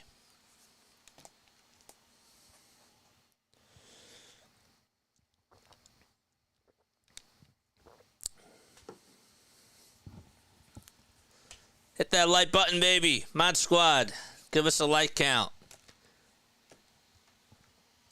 Don't forget to subscribe as well, guys. The 1-2 to Schwarber, swing and a miss. He got a changeup, and he was early on that. He was anticipating a fastball, and McGowan gets his 4th strikeout, and Schwarber is down on strikes, and there's 2 away.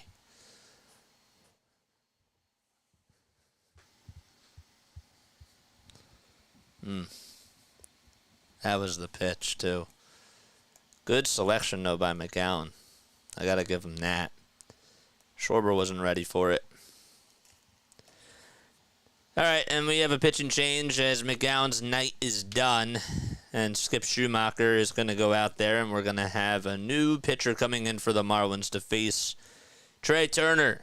So McGowan goes 4 2/3 on 73 pitches, gives up 2 earned runs. The runner over at first is still his responsibility on 6 hits and 4 strikeouts.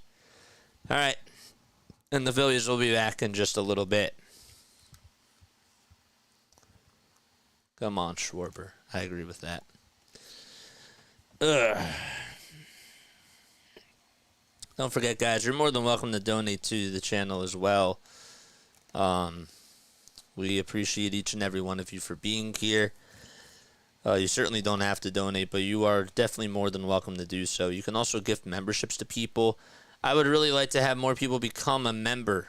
We're going to get back on doing the daily shows, the weekly shows for the members-only podcasts on Mondays. And not this week, but next week, we're going to start doing Sunday Night Football on, we're going to be doing Sunday Night Football for members only. So that'll be really cool. So you're going to want to become a member if you want to get more exclusive content and do that. So I'll post that down below as we speak right now. Yeah, let's do that.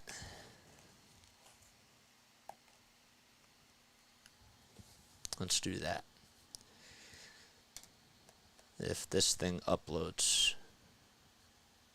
Or is it? Nope, that's not what I wanted.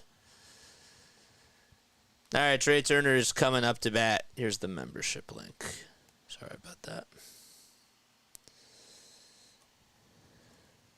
There we go.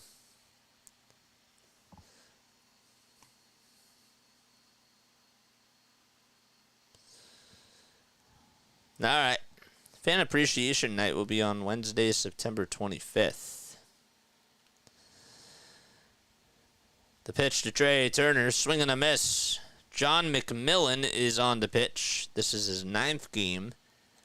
He has a 1.69 ERA and 10 2/3. He's given up 1 homer, 12 strikeouts, and 5 walks, and the 0-1 misses way outside.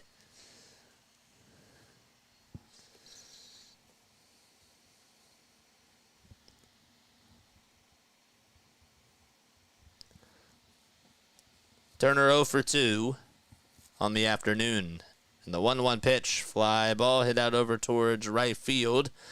Getting under it is Sanchez, and he'll be there to make the catch. But the Phillies do get 1 back as the inning is over, thanks to an RBI bunt single by Garrett Stubbs. And we head to the bottom of the 5th. It's 4-3 Miami. Okay. All right, I'm going to take another step off. I'll be right back, though, in just a few moments. I need to blow my nose and get up and stretch. All right. But while we're in the break, hit the thumbs up button, subscribe to the channel. If you like the Phillies, the Sixers, and the Eagles as much as I do, you're going to want to subscribe because we try to do almost every single game, man. All right. Be right back in just a few moments. See you soon.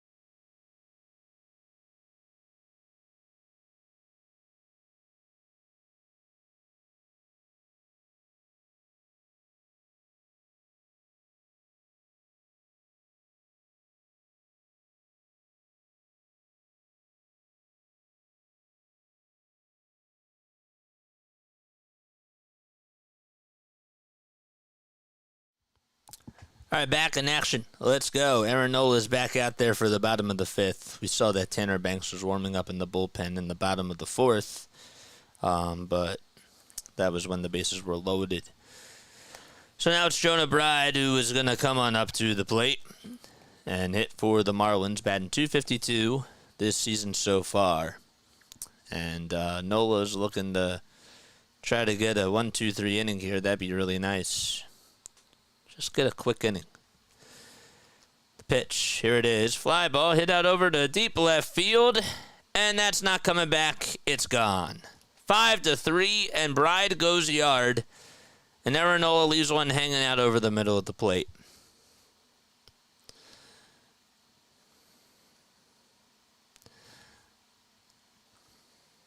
I got to put that one on Rob there, too. You notice that Nola has not been having his best stuff today. Yes, he got out of a bases-loaded jam in that fourth inning, but he's had a lot of traffic on the bases. Can't be out there. Solo home run allowed by Nola. That's the second home run that he has surrendered today. And the knuckle curve is thrown, and that's at the knees for a strike. Phillies will have Jose Ruiz warming up in their bullpen. No balls, one strike. Bottom of the fifth. And Nola winds up and fires, swinging a miss. What's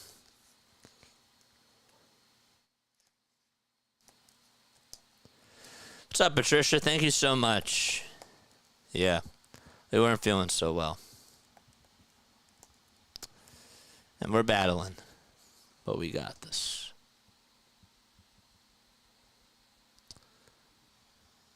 The ball is 2 strikes, and the pitch. And there is a pitch that's up high for a ball. Infield's fault. I didn't say it was the infield fault.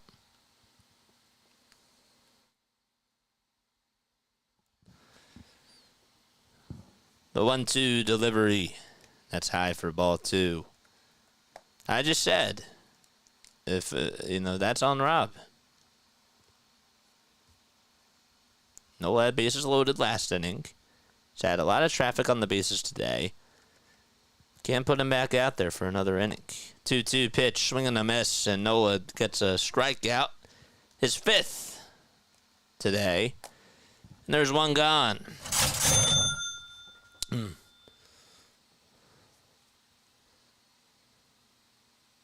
Another infield fault. Somebody say that before? I must have missed something. So Bride makes it 5-3. 1 out, bottom of the 5th. 5 seconds left on the pitch clock. Phillies down by 2 now, and the pitch. And there's a strike taken at the knees. And the count is 0-1. No, you didn't. Oh, okay. I just wanted to make sure. Sometimes, and like I hate doing this, but like I forget what I say because I'm looking at the chat. I'm calling the game, and it's a lot to remember, especially when the chat is like going by so fast. So sometimes I don't remember if I said something or somebody else said something. So just have to make sure sometimes. 0-1 pitch, ground ball gobbled up by Turner, and he gets it up, throws it over to first.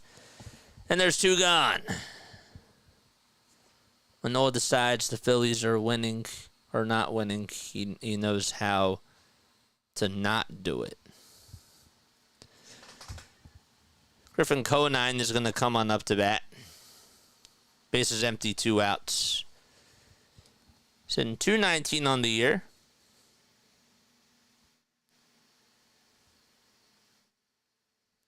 And Nola kicks and fires and throws a knuckle curve that misses off the plate.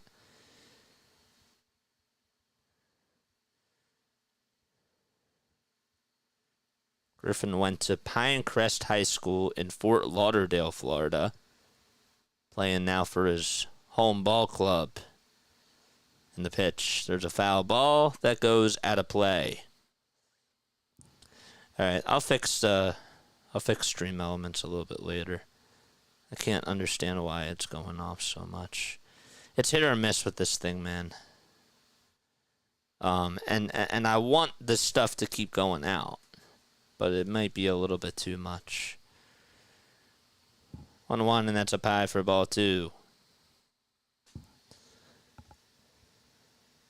Attended Duke University.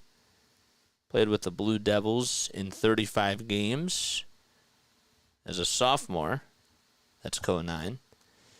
And speaking of Ko9, he grounds one back up the middle for a base hit. And Nola gives up another single. That's his 9th hit that he has allowed today. And we're still in the bottom of the 5th, and now he has 101 pitches.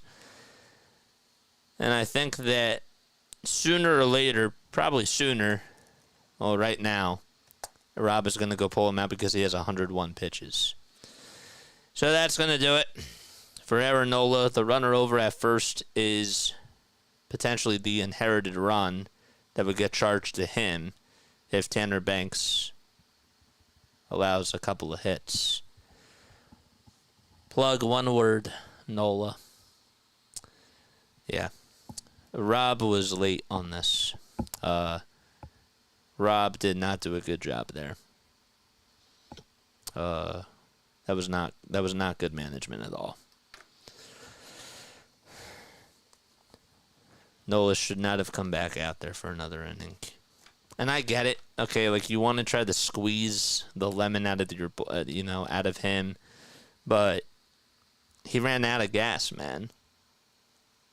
Mike said that, he gets tired in the 5th inning, and he's right. He's right. He's absolutely right about that. So, 4 2/3 for Aaron Nola today. Not a good outing whatsoever by him. Wasn't the worst, but it wasn't the best either. 4 earned runs on 9 hits, 2 walks, 5 strikeouts, and the Marlins did their job. They got a hold of him. They fouled off a lot of pitches and worked up that pitch count. They did.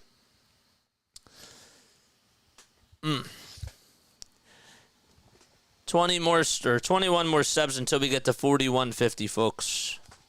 I again appreciate you for being on here. And for riding this out with me. It really means a lot. It does.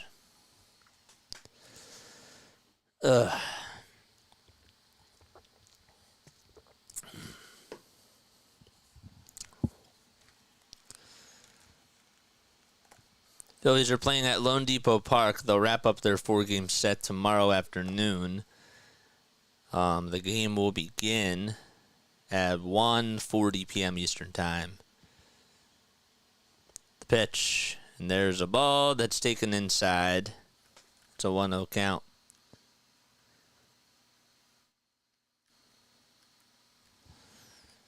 A 1. That's way inside for a ball.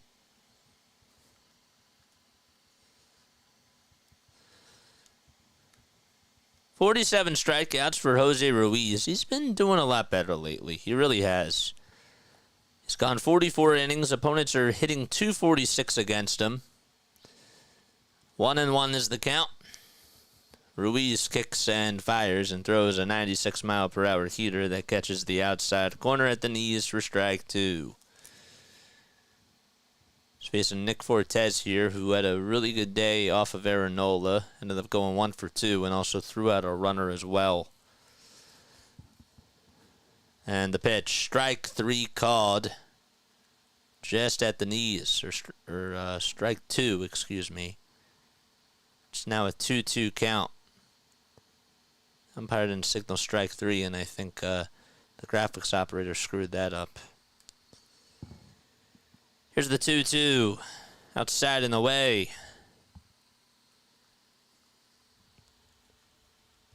And we have a full count here.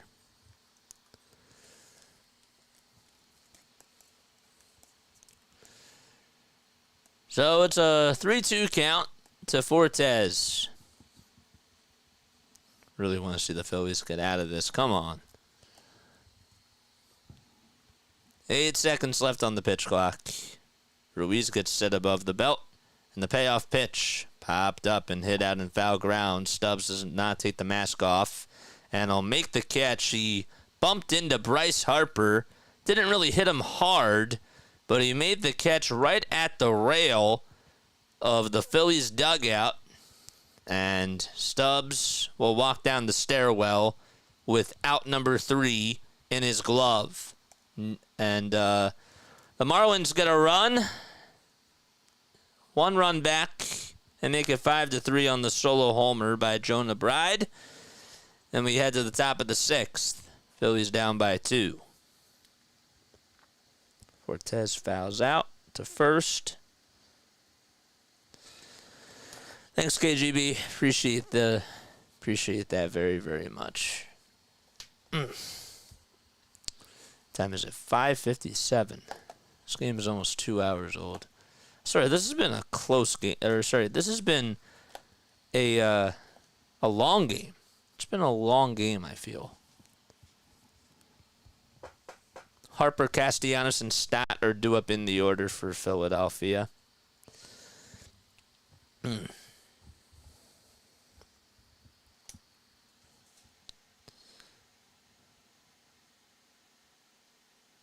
101 pitches in 4 2/3. That's not good, man.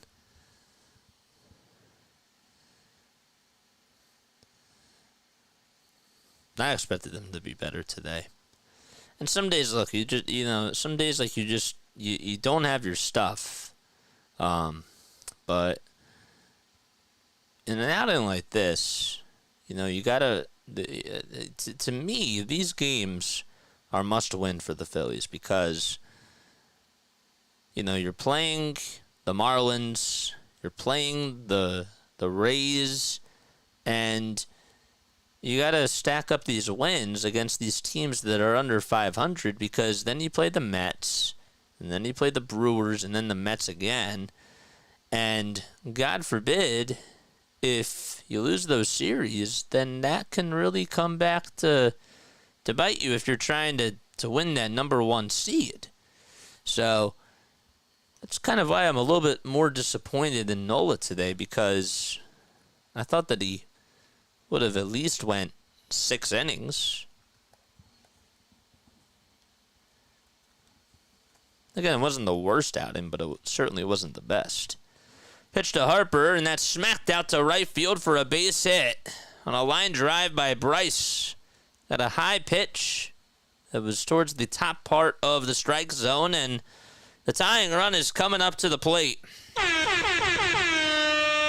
And Bryce gets his first hit of the afternoon. What's up, Snow? How you doing? All right, here's Nick Castellanos. Phillies are down by 2. Casty had the RBI single back in the first. That was a 78th run produced this season. First pitch to Casty, swing and a miss. Slider was away. And a good job by McMillan to keep it out of the zone.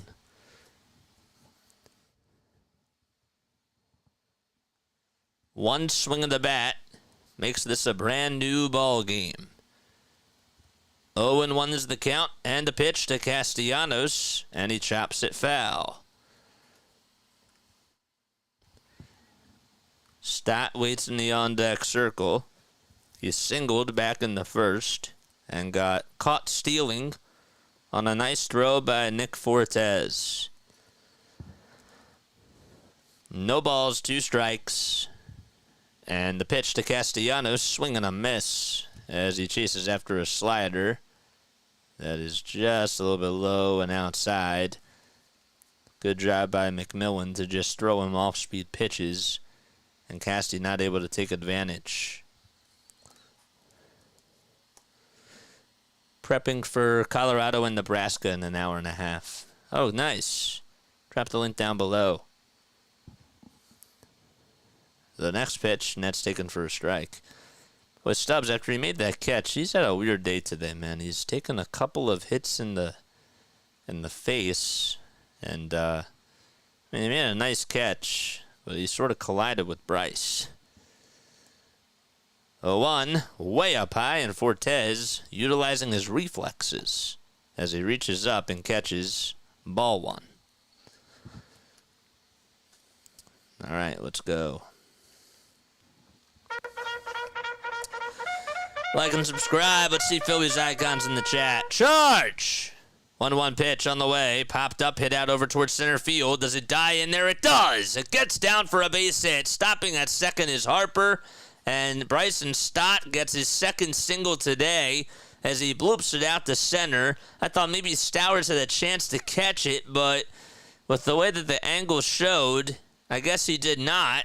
However, Stott gets on with a bloop single, and the Phillies make good contact with the baseball. So the tying run is over at first, and it's Brandon Marsh coming up to bat. Here we go. 2 runners on, 1 out. This is a perfect opportunity. Marsh shows bunt at the first pitch, takes it back as it's way above the strike zone. And it's ball 1. 1 ball, no strikes.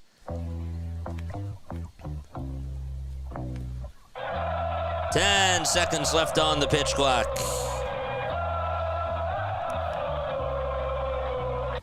And the 1-0 pitch, swing and a miss on a slider that was in the dirt. McMillan, who was on the bump for the Miami Marlins, is pitching in his 12th game this season. And he throws the 1-1 away. It was outside for ball 2.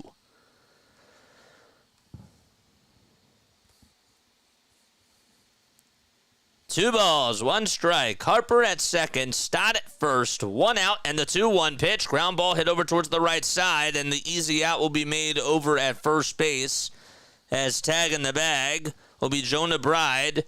However, the runners from first and second advance over to second and third, so that's going to put Harper 90 feet away from scoring, and a base hit can tie the game as Stott is now in scoring position as well. And here comes Cody Clemens. Declan Cronin is warming up. Can the Phillies tie it here? First pitch to Cody, way outside for ball 1, and McMillan certainly is struggling with his command. Hit that like button and hit the subscribe button, folks. Clemens 0 for 2. He flied out and struck out today. Has a chance to turn the day around, though, as the 1-0 is way up high and outside again for ball 2. And Schumacher continues to keep McMillan out there. Clemens is 3 for 11 with 2 outs and with runners in scoring position this season, with a homer and a pair of RBI. 2-0 pitch and a slider taken right down Broad Street for strike 1. Phillies have some action in their bullpen as well. It's Tanner Banks, who's been warming up almost in every inning. The pitch to Cody, up high again, and Fortes, man, he's been really solid behind the plate defensively because he's had to reach up for some of these pitches. 3-1. Red light here, unless it's down the middle. The pitch to Cody, and he pops this one up. It's hit out over towards shallow right field. Lopez gets under it, says that he has it, and he'll make the catch. The pitch was down the middle, but Clemens popped it up, and the inning is over. The side is retired. Phillies strand 2 men in scoring position, and we head to the bottom of the 6th. It's still 5-3 Miami.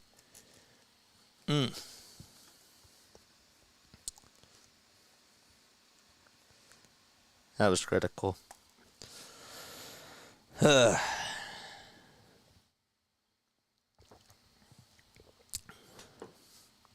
right, again, we're going to ask the poll question. All right, I have a hot take. Is Kyle... so I believe that Kyle Schwarber right now is a top 5 player in the National League. I really do. And I think that he is not only a top 5 player, but I think that he is a top 5 NL MVP candidate right now. Lindor, Ohtani,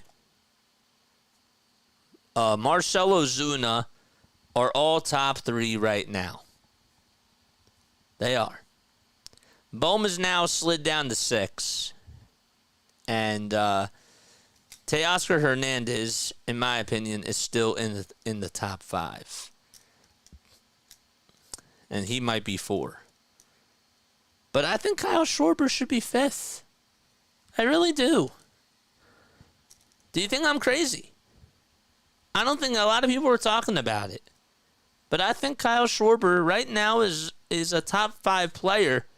And I think that he should be in the MVP finals talk. I'm not telling you he's the best player, but I really do believe that.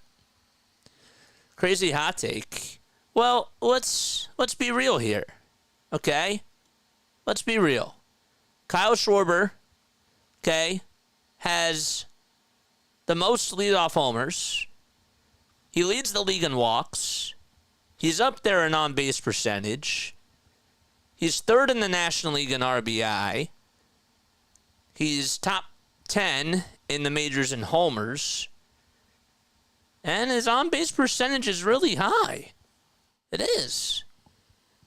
So, and he's been clutch. He's hitting so well with runners in scoring position. There's not a lot of guys up there. You're crazy 100%.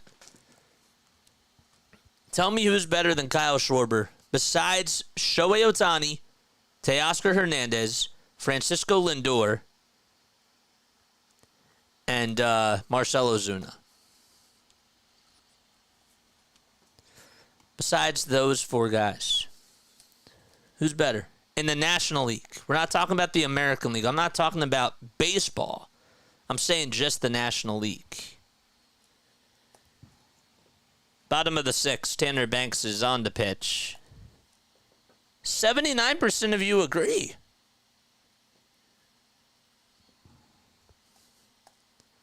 %79% of you agree with this. And we have 192 votes. Okay, but Shohei Ohtani is a DH. He's not pitching this year. Marcell Ozuna is a DH. So what's your point? The pitch, and there's a foul ball. The ball is 1 strike. And the pitch, and that's up high for a ball.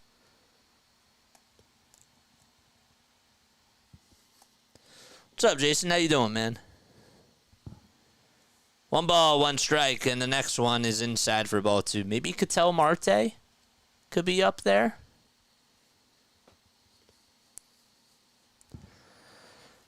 Two balls, 1 strike, and the next pitch, and that's outside for ball 3. We can look at these rosters here. We could. Let's see who else. Marte's had a good year. He's in 294. Carroll's played a lot better. I give him that. Marte is batting 296 with 30 homers and 81 RBI. Yeah, he's had a good year. Okay, if you want to put Ketel Marte up there, that's fine. Even though lately he's been struggling. The pitch. There it is. Swing and a miss, and Banks gets the strikeout. That's fine. That's a good argument. That is a good argument. Schwarber has an 824 OPS. Marte's had a 925. So, okay. If you want to put Ketel Marte above him, I can understand that.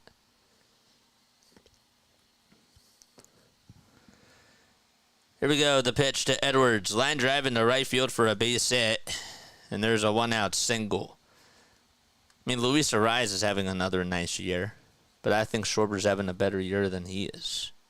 That's just me personally.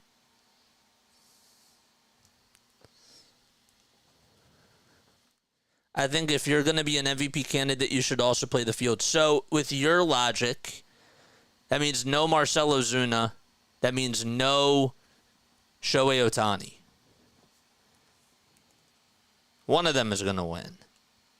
Those are the top 2 players.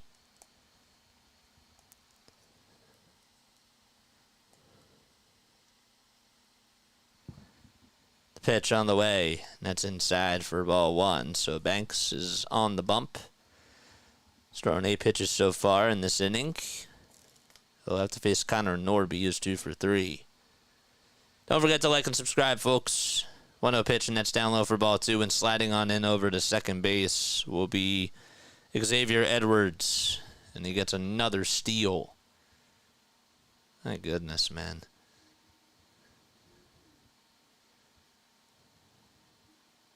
I mean, he is fast. He's now 23 for 25 in stolen base opportunities. 2-0. There's a foul ball.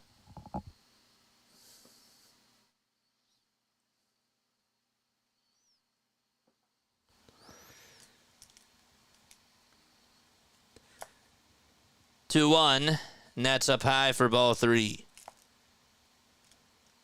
DH should have, yeah, but it's a position. It still is a position.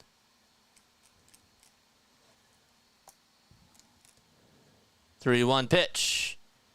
And there's a pop up that's hit out over towards shallow right field, and it's going to go out of play.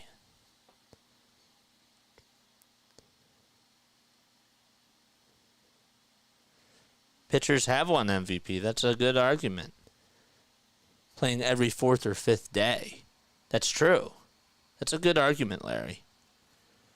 David Ortiz, wasn't he an MVP? 3-2 pitch, and that's on the outside corner for a called strike 3, and Tanner Banks able to get his second strikeout.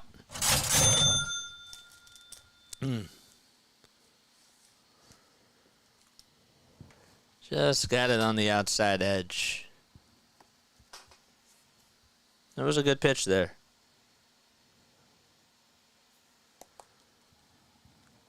So now it's Jesus Sanchez, who's up with a runner on at second in the pitch. And there's a strike, and heading on over to third is Edwards as he gets his second stolen base of the inning. Another one. Told you, he is good. I would take him. Pitch on the way, ground ball, and that gets right on by Trey Turner. And coming in to score is Xavier Edwards. And Turner should have had that. I know it was hit a little bit harder, but still, just got right by him, and he didn't anticipate where it was going to bounce. And now it's 6-3 Miami, as more sloppy baseball is made by the Phils.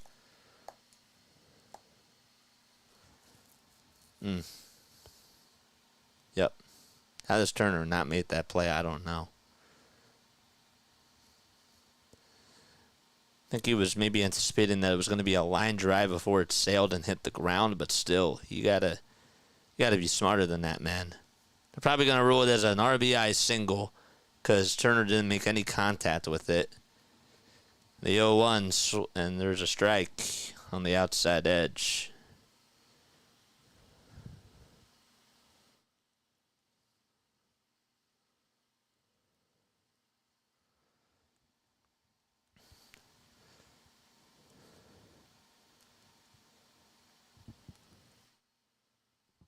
Oh, 2.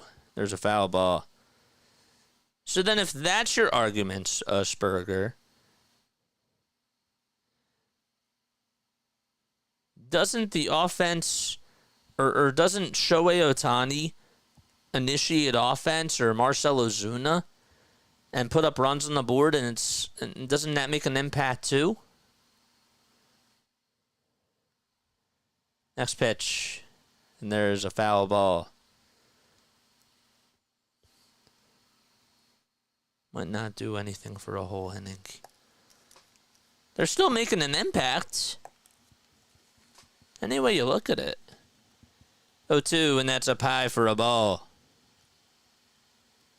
Hitting makes a difference.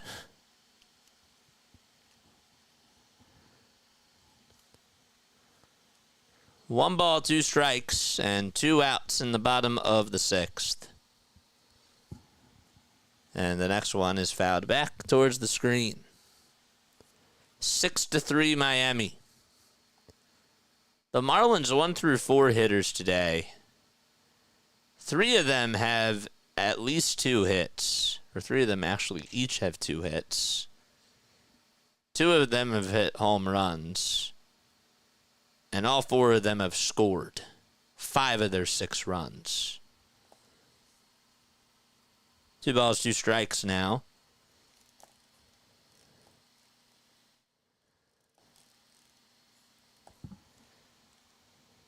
And the pitch. And there's a ground ball. It's a foul ball. A DH is a one side of the coin. There are 8 other players. There's only 1 pitch per inning unless they're getting blasted. Yeah, but then the argument is that if some of these people can't play the field, then they're not negatively impacting the game.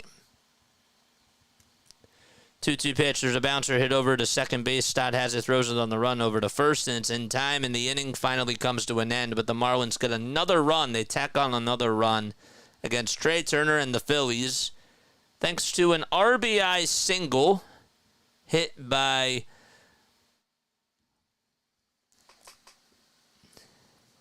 Lopez, and the inning is over. Sorry, I had a brain freeze there again. Or Jesus Sanchez. Oh, my gosh. RBI single. I'm, losing it today. Don't forget to like and subscribe, folks.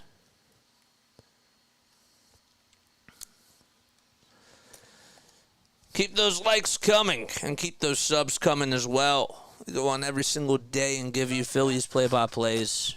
We also do the Birds, and we do the Sixers as well. So, all right. Let's, what are we in, the top of the 7th?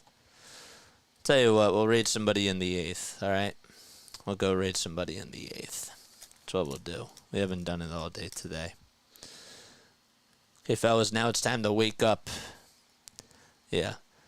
I'll be honest with you, I don't really think I'm going to stay on for a post-game show because I'm starting really not to feel well again. I'm not going to lie. But we're battling. Where's your wrench? I only give it, man, and it's no disrespect to you. I only give it to, you have to, I have to trust you. I'm not saying that I don't trust you, but it's not so easy, if you get it, you'll get it. You know what I mean? You gotta earn it. You do. Don't take it personally, though. Because a lot of people don't have wrenches. It's not just you. I give it to the people that I trust. And I got to do that for me. It's no disrespect to anybody. Declan Cronin is going to pitch. 49 games he's gone this season and has a 4.57 ERA. And the pitch. And there is a strike. 8, 9, and 1 due up in the order for Philadelphia. One more sub till we get to 41-30. Let's go. Come on. Let's get to 200 likes if we haven't done so already either. No balls, 1 strike. And the pitch to Rojas, and that's outside and low for a ball. Phillies Bell tweeted out that Harper hasn't homered in nearly a month, just twice in his last 7 weeks. 1-1, there's a high bouncer hit over to first base, and winning the battle over towards first base is Jonah Bride, and the first out is made. However, he is hitting .325, Harper, with a .394 on-base percentage in his last 30 games. Glass half full. Glass half empty.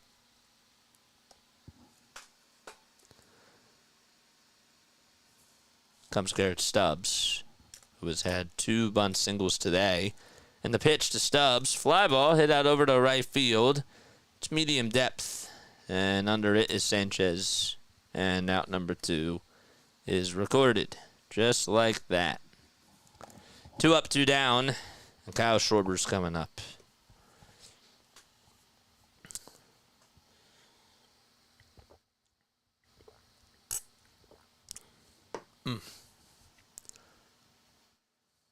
All right, let's do this.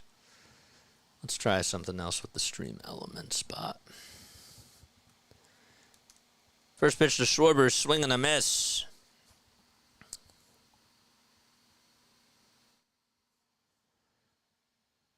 And Schwarber is behind in the count, 0-1 here. The next one, swing and a miss again on a 96-mile-per-hour heater. The count is 0-2. All right, let's go back to our timers. I see. And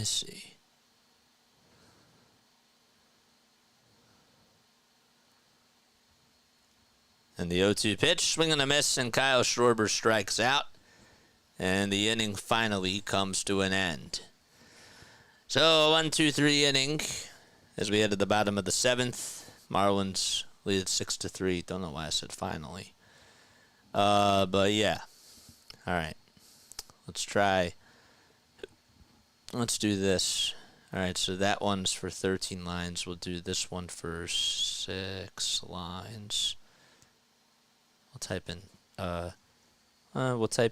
20 or 15 actually. All right, it's time now for trivia, man. I'm going to ask you a Phillies trivia question. If you get it right, you'll hear this. If you get it wrong, you'll hear this. Okay.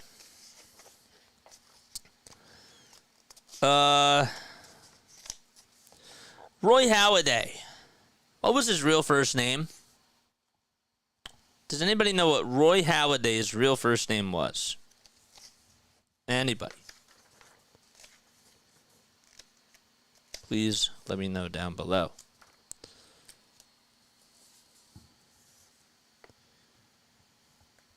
What was Roy Halladay's real first name?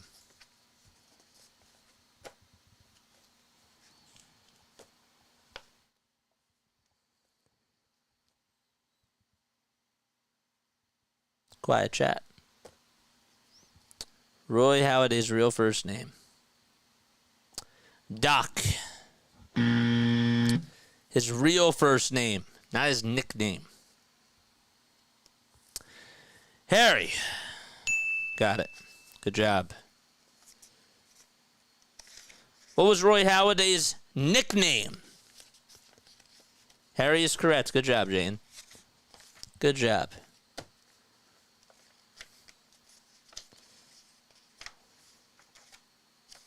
What was his nickname?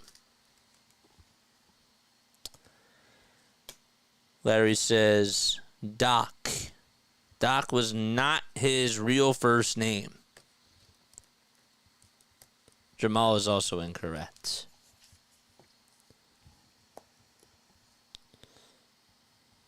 Dr. Roy Halladay. No.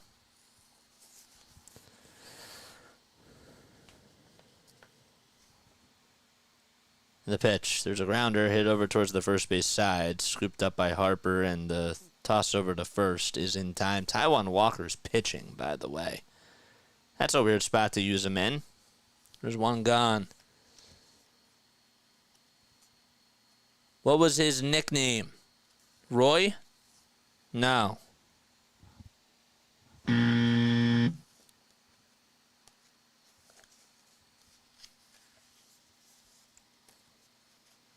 His real name is Harry. I mean, yeah, he adopted the name Roy, but what was his famous nickname? Sorry.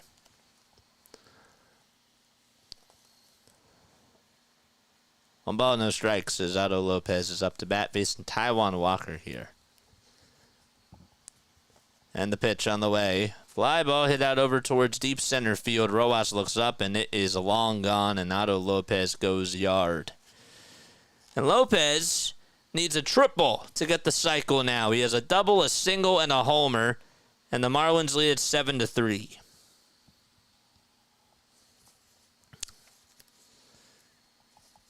Harry happy. Doc, good. So Doc was his most famous nickname, and Roy Halladay's real first name was Harry.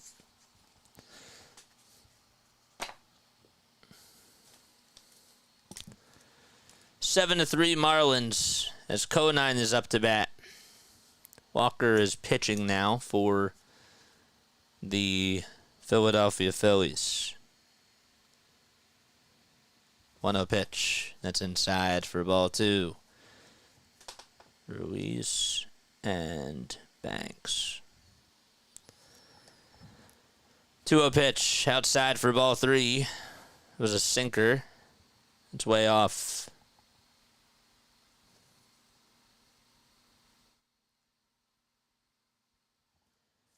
Three-zero pitch. There's a strike taken right down Broadway.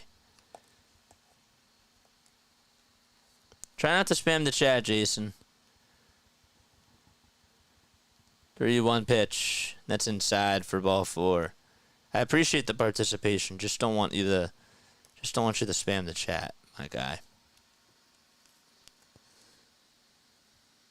So Conine gets on with a walk. After Lopez homers, it's 7-3.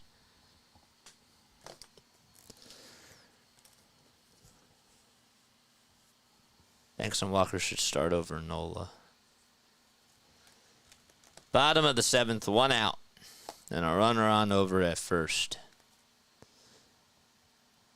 That ain't what I'm saying.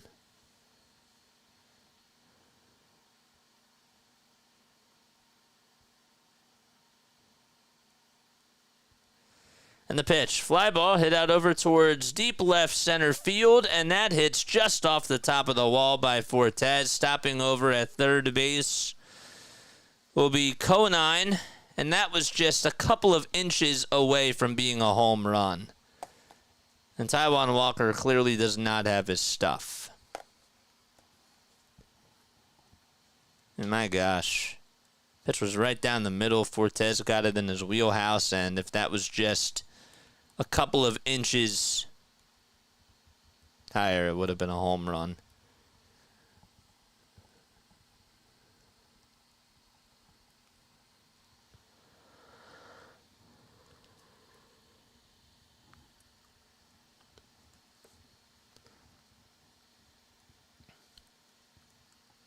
So that's going to put 2 runners in scoring position.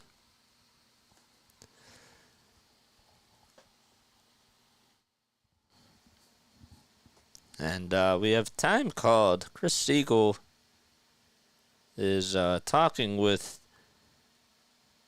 Sonoja, who's going to come on in the pinch hit for David Hensley.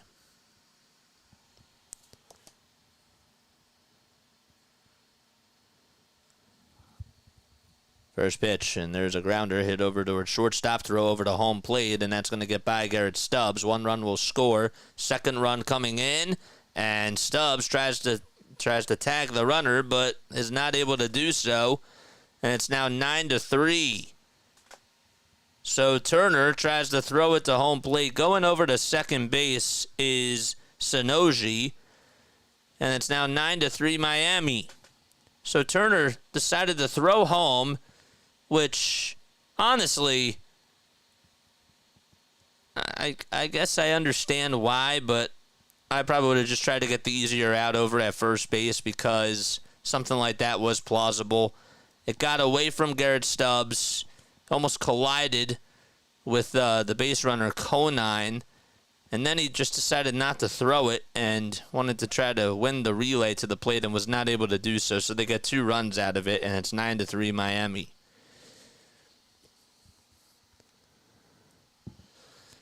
One ball, no strikes to Xavier Edwards, who was 2 for 4 with 2 singles, a run, 2 singles, 2 runs, and 2 stolen bases. And the pitch, and now it's a 1-1 count. So that should be a fielder's choice and an error. And that's what it is. 1-1. Line drive hit over to shortstop. Turner has it, throws it over to first. The throw was high again, and Harper was able to make the grab and extend his arm just above the cap. And Turner's just not had a good day in the field whatsoever.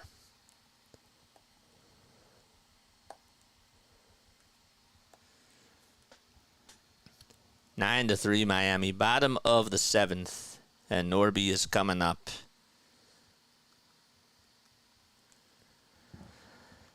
The pitch. Foul ball. Over towards the first base side. And out of play it goes.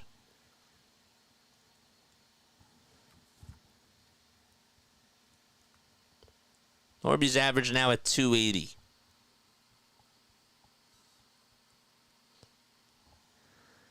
A 1 pitch. That should have been called a strike.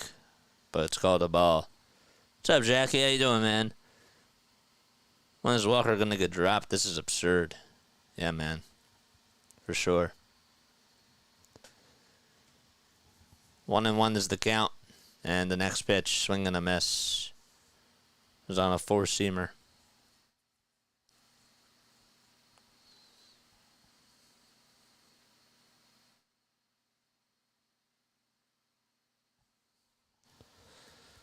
One, two on the way. Swing and a miss. And the inning is over. And Taijuan Walker finally gets out of the inning.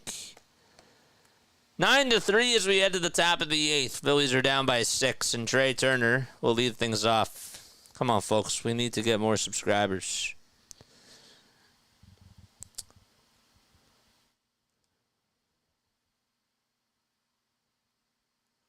If we don't, we suck, says Larry. Look, I'm a little bit more annoyed because these wins against the Marlins, right? Like, yeah, they've been playing really well. They have. But I'm a little annoyed because they have these games where they just don't they put up these bland performances like this. And when you're going up against a bottom feeder like the Marlins, you got to rack up these wins because when you face the good teams like the Mets and the Brewers, you might struggle. And that could be the difference, honestly, in us not getting first place. And that's why I'm a little bit bummed about this type of a game. Yeah, is it the worst thing in the world? No. But, yeah, of course, like you'd like to win every single game. But the point is that if the schedule for 10 days is not going to be so easy, and they could have had this win.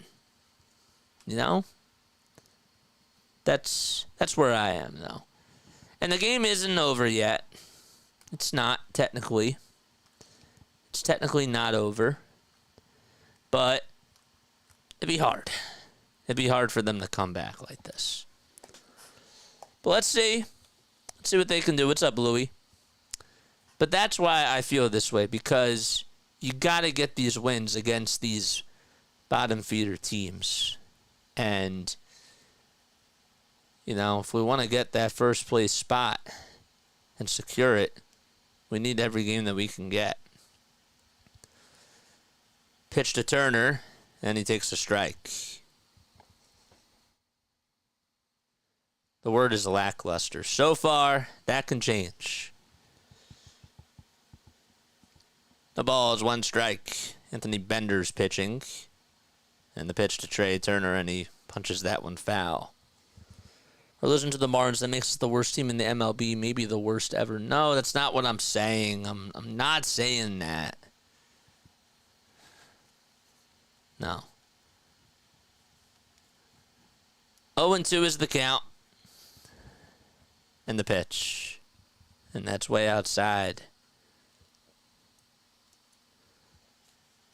That's not what I'm saying.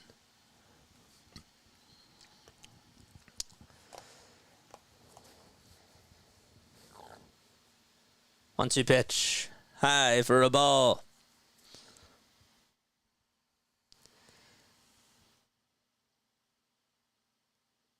The bot is slowed up a little bit. Is the bot better for y'all? 2-2 pitch. Check swing. Did Turner go? They say no over at first base. Don't forget to like and subscribe, folks. Keep them coming. Keep the subs coming, baby.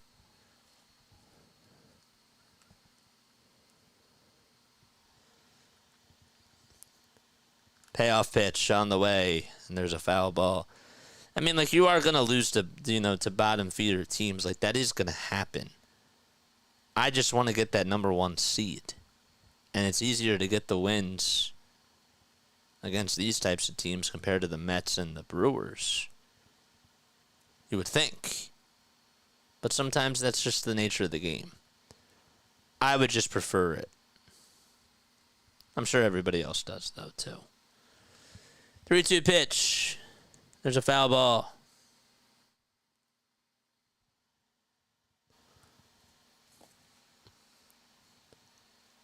Bender kicks and delivers, and there's another foul ball. And Turner stays alive.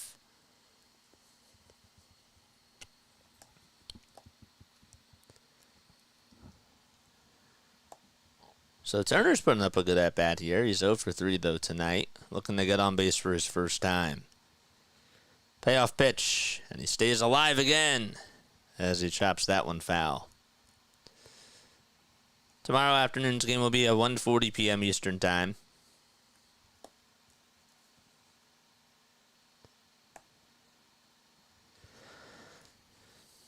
Three balls, 2 strikes. And the next pitch, and that is, it looked a little bit outside, but it's called strike 3 by Chris Siegel. Not a good call by him. And Turner goes down looking.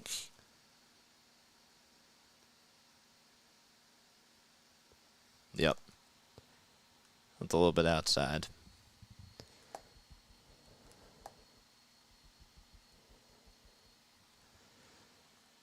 Comes Harper. Jason, don't spam the chat, my guy. Don't spam the chat, my friend. That's all I ask. The pitch. So it's 1 ball, no strikes to Bryce Harper.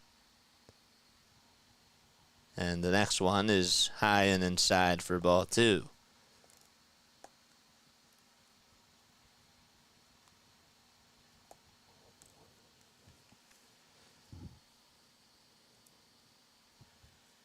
Two-0 to Harper. Ground ball hit over towards the middle. And the flip over to first is in time. That was made by Otto Lopez.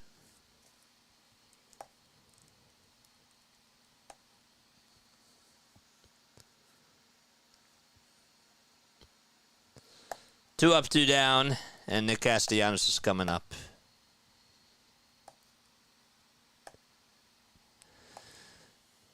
%77% of you agreed with Kyle Schwarber being a top 5 NL MVP. About that. Pitch on the way, and it's a 1-0 count to Castellanos. Let me take a picture of that.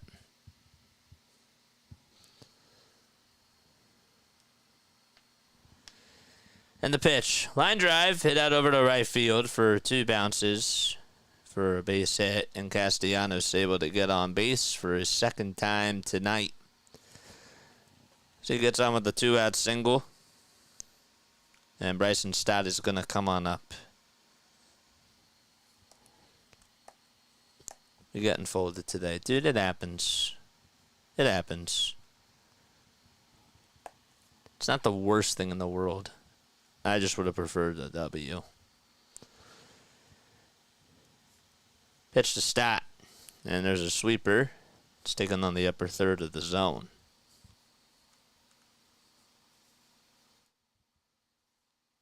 You held my headphones hostage? Sure. 0-1. There's a foul ball. And it's an 0-2 count now. Hit the like button, folks, and subscribe to the channel. Larry, how many likes do we have on here? I can't check right now. If we haven't done so, let's get to the 200 mark. The more likes we get, the more people can come on here to watch our Phillies games. 0-2 pitch inside for ball 1. Bender is pitching for Miami. There's a 4.0 ERA and 50 strikeouts.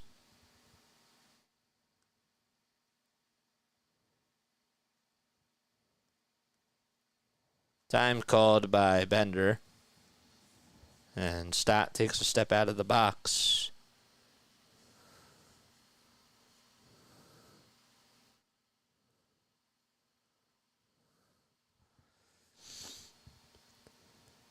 One-two pitch on the way. Ground ball hit over towards the first base side. And Stott, does he run out of the baseline?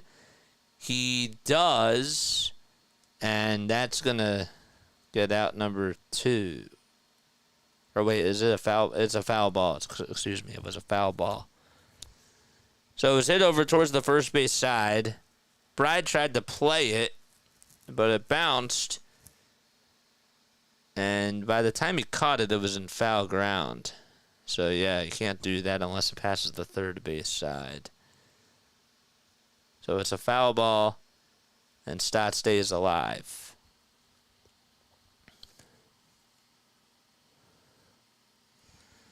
Thanks, Larry. 1-2 pitch, and Stott has to dodge out of the way as the sweeper came running inside, and he landed into a position on his belly, on his front. Oof. Look out below. Literally.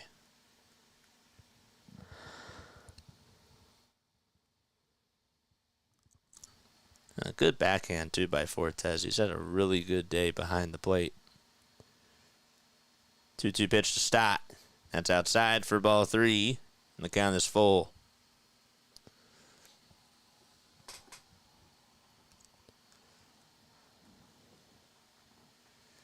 Three balls, 2 strikes to Bryson Stott, who's 2 for 3 today. And the payoff pitch. Ground ball down the right field line. It's a fair ball. Castellanos is going to go on over to third. Now he's going to come on home as it goes all the way towards the corner. And Bryson Stott gets on with an RBI double. And the Phillies cut the deficit to 5. That thing was hammered down that first base line.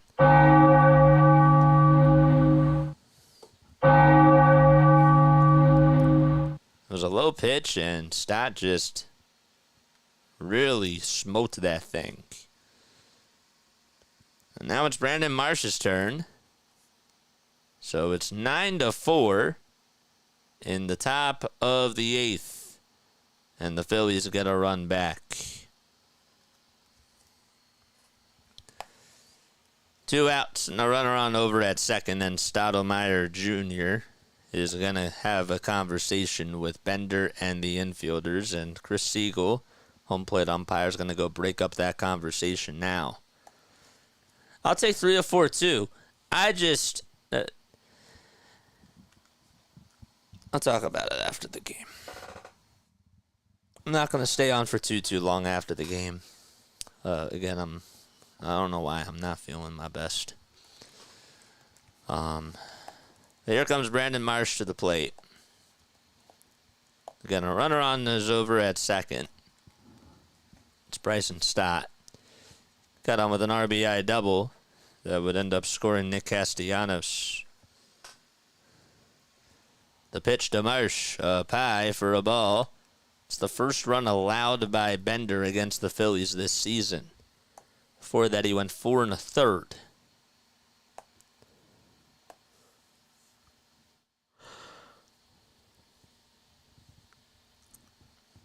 Pitch to Marsh, and he fouls it back towards the screen. Be nice for Marsh to try to extend his hitting streak here. His average up to 251. 14 homers and 51 RBI.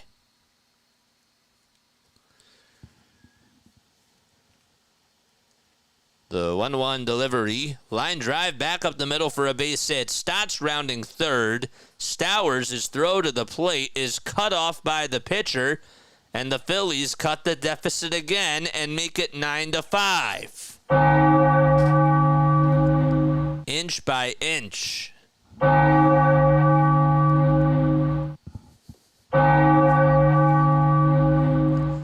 I'm not tired, Elaine. I'm just not feeling my best.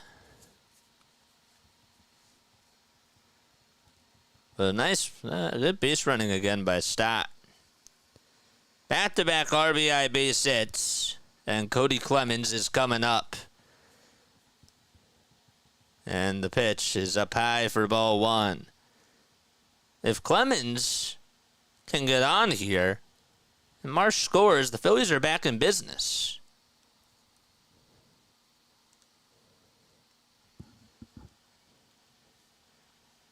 And the 1-0 pitch to Cody is off the plate for ball two.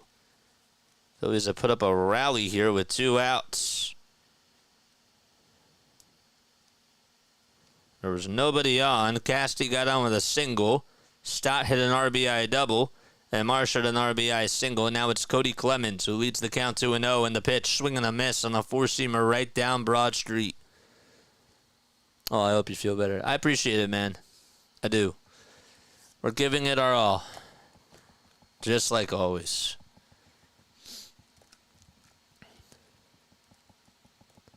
And the pitch to Cody Clemens. And there's a bouncer hit over to first base. And Clemens will not be able to get to the bag in time. Good tag by first baseman Joan DeBride. Phillies make some noise. And the inning is over. Head to the bottom of the 8th. It's 9-5. Miami. Phillies do get 2 runs back.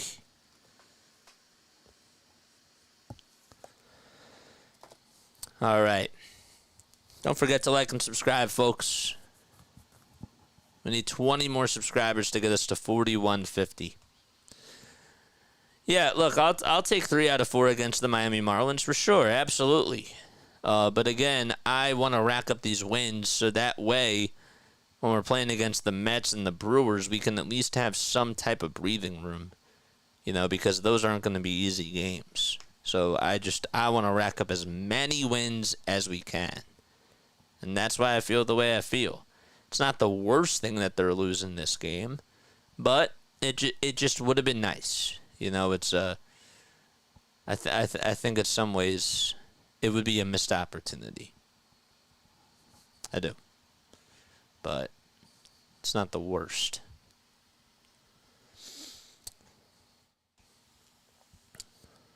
Is there any chance the Phillies win? If they score 5 runs in the top of the 9th, and the Marlins don't score here in the bottom of the 8th and in the bottom of the 9th, then they can win that way. So there is a chance. Yes.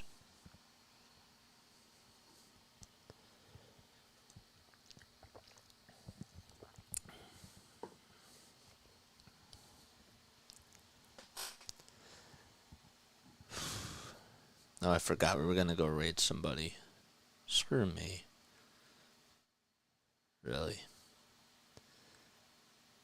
I totally forgot we were going to go raid somebody.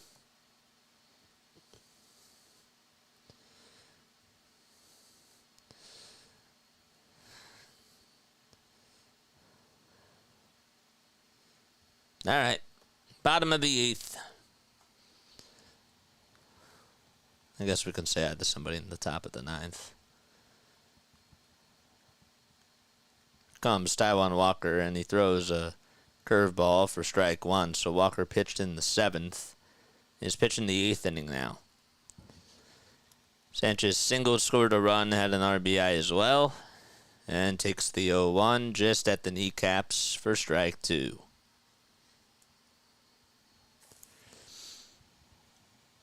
So to delivery, line drive down the left field line. That is a fair ball. Marsh will backhand it. And heading on over to second, losing the helmet, is Jesus Sanchez. Pumps the brakes and gets on with the leadoff double.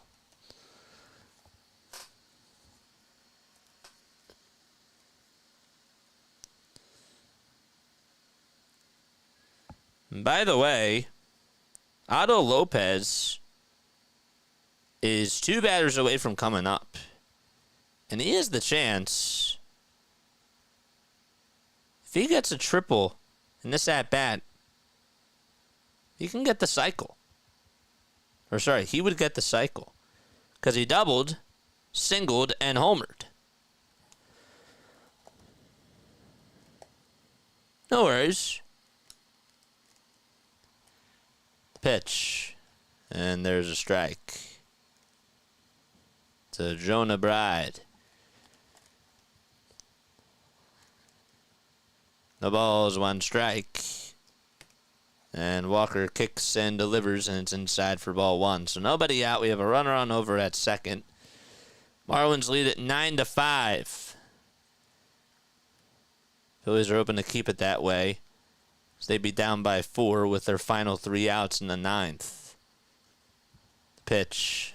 And there's a strike taken all the way on the outside corner. Jonah Bryder's up to bat of the home run. A solo homer. And also got on with a single as well. 1-2 pitch. There's a splitter in the dirt.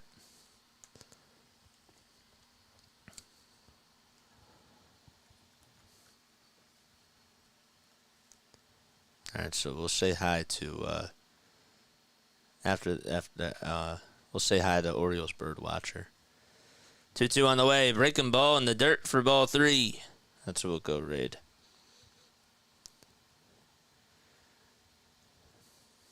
Three balls, 2 strikes. Nobody out in the bottom of the 8th. I think we've learned a lot about Taijuan Walker today. Payoff pitch. That misses inside for ball 4, and Walker walks Bride to put runners at first and second, and now it's Kyle Stowers who's up to bat. So unless Stowers lines into a triple play, which is a possibility, the odds of that happening are so rare, but Otto Lopez would then come up and have a chance to get the cycle.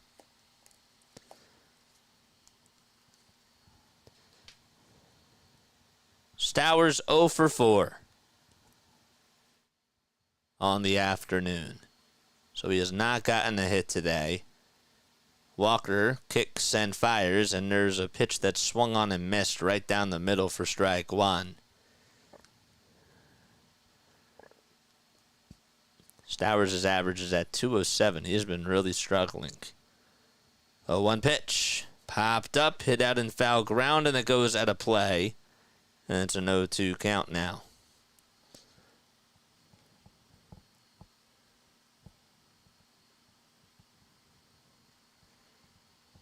Yep. 0-2 pitch. Here it is.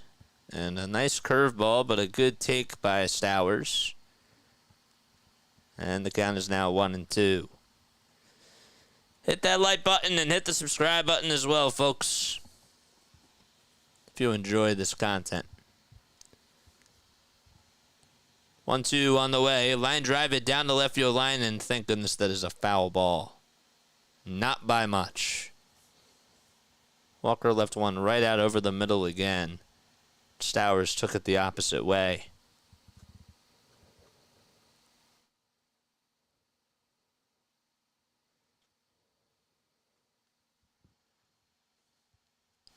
Yeah, that's not Topper's decision. That's Dombrowski's decision. But not Topper, though, is a part of the decision making. But ultimately, you're right. Ultimately, it's not his decision to make the roster move there. The 1-2 pitch. Here it is. Swing and a miss. And Taijuan Walker throws a sweeper that is high and gets his second strikeout of the game. And there's one out. And Otto Lopez has the chance to get the cycle. He is a triple shy.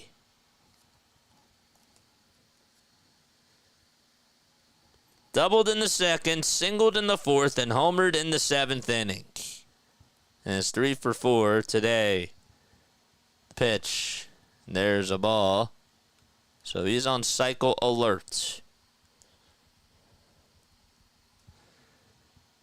1 ball, no strikes, and the pitch. Fly ball hit out over towards right center field. Castellanos gets under it and will make the catch. And there is the second out. We had the right idea. And tagging up from second and going on over to third as well is Jesus Sanchez.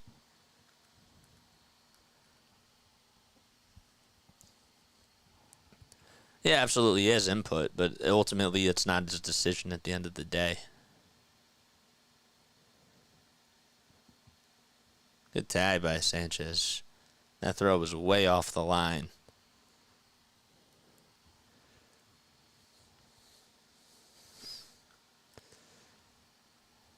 All right. 2 gone and 2 runners on. Comes Conine, and he takes it wide.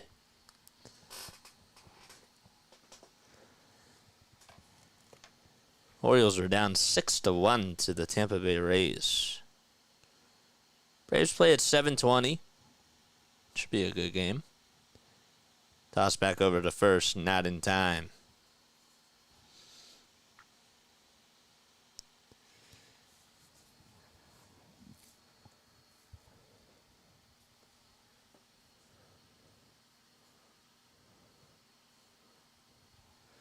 One ball, no strikes. 34 pitches by Walker, and the 1-0. Here it is. Ground ball hit over to first base. Harper has it, flips it back to Walker, and he covers the bag.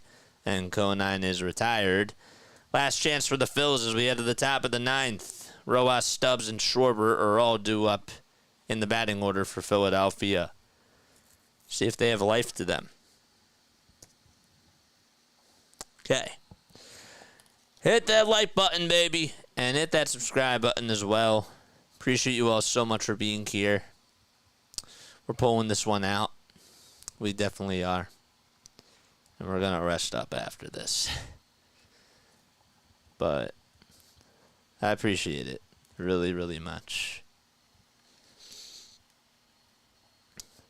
Clubboy Johnny, no need to stress, my guy. We still got a lead on the series and basically over right now. It ain't over till it's officially over. I will have a couple of thoughts, but I'm not going to stay on for long once the game is done. So, water time. Oh. All right, after the game, we'll go say hi to Bird Watcher. All right, we'll do that after the game. I forgot again.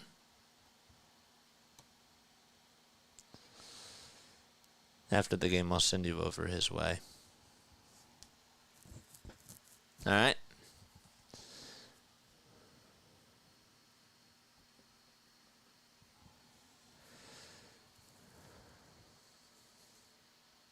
If you guys do want to go say hi, though, now, you're more than welcome to do so.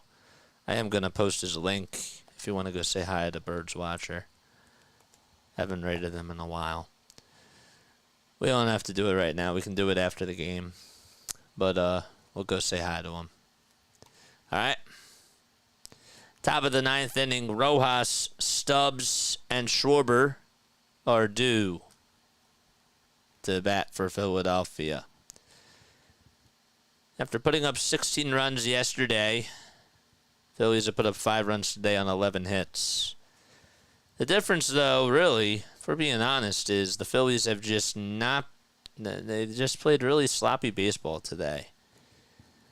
And the Marlins were running around the bases. That's the name of the game. Nola did not have his stuff either. But here we go. First pitch on the way. It's taken on the outside corner for strike one. Stevenson is going to pitch. Tinoco is going to pitch to Cal Stevenson. Jesus Tinoco, 26th outing, 3.45 ERA. And the 0-1 swing and a miss on the slider. Comes at 86 miles per hour right down the heart and soul of the plate. So Cal Stevenson is pinch hitting for Johan Rojas. Stubbs is up next. The 0-2 to Stevenson, high for ball 1.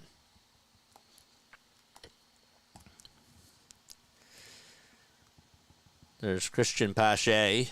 He's out there in center field. 1-2 pitch, ground ball hit over towards the first base side, and the flip back over to Tinoco is in plenty of time, and Cal Stevenson is out, and there's one away in the 9th. Let's tie this up, Phillies, says John.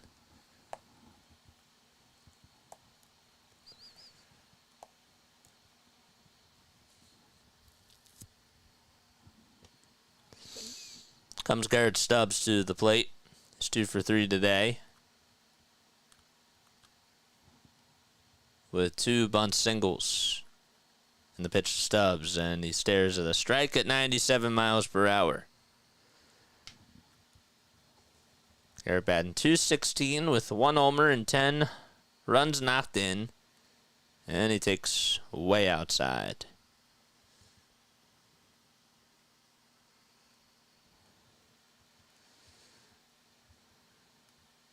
Everybody did, man. It wasn't just Cody. 1-1 pitch. Fouled away. Cody sold the whole game. Nah. If you're blaming just Cody, you can't just point one finger today, man. Cody didn't help, but it wasn't all his fault. 1-2 pitch to Stubbs, and he pops it up, sit out in foul ground over towards the third base side, and losing it is the third baseman, Connor Norby, and it gets by him. So Garrett Stubbs stays alive. I think he sort of lost it in the lights. That should have been caught.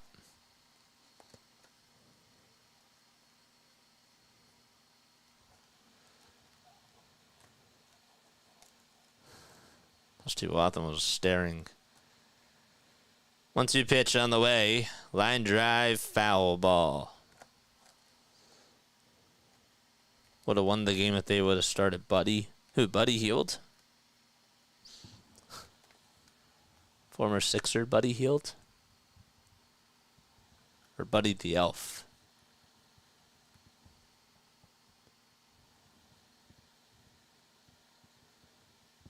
One-two pitch on the way. Fly ball hit out over towards left center field. Pache gets under it and will make the catch. And there's 2 gone. And it's all up to Kyle Schwarber now. Phillies are down to their final out. Pache is able to make the catch. Comes in for Stowers.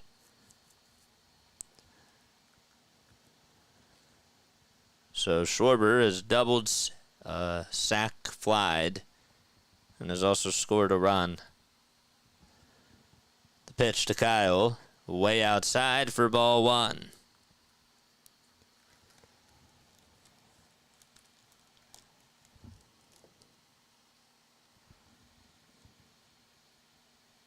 The pitch, ground ball towards the first base side, and it's just foul. The pitch was low.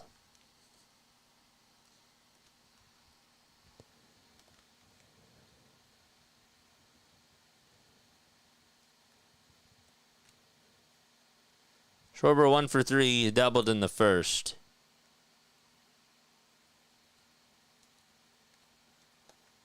One pitch, ground ball hit sharply over to first base though, and that's the ball game. As tagging the bag is Joe McBride, and the Phillies are still up in the series 2-1, but they lose Game 3 of the series out in Miami by a score of 9-5.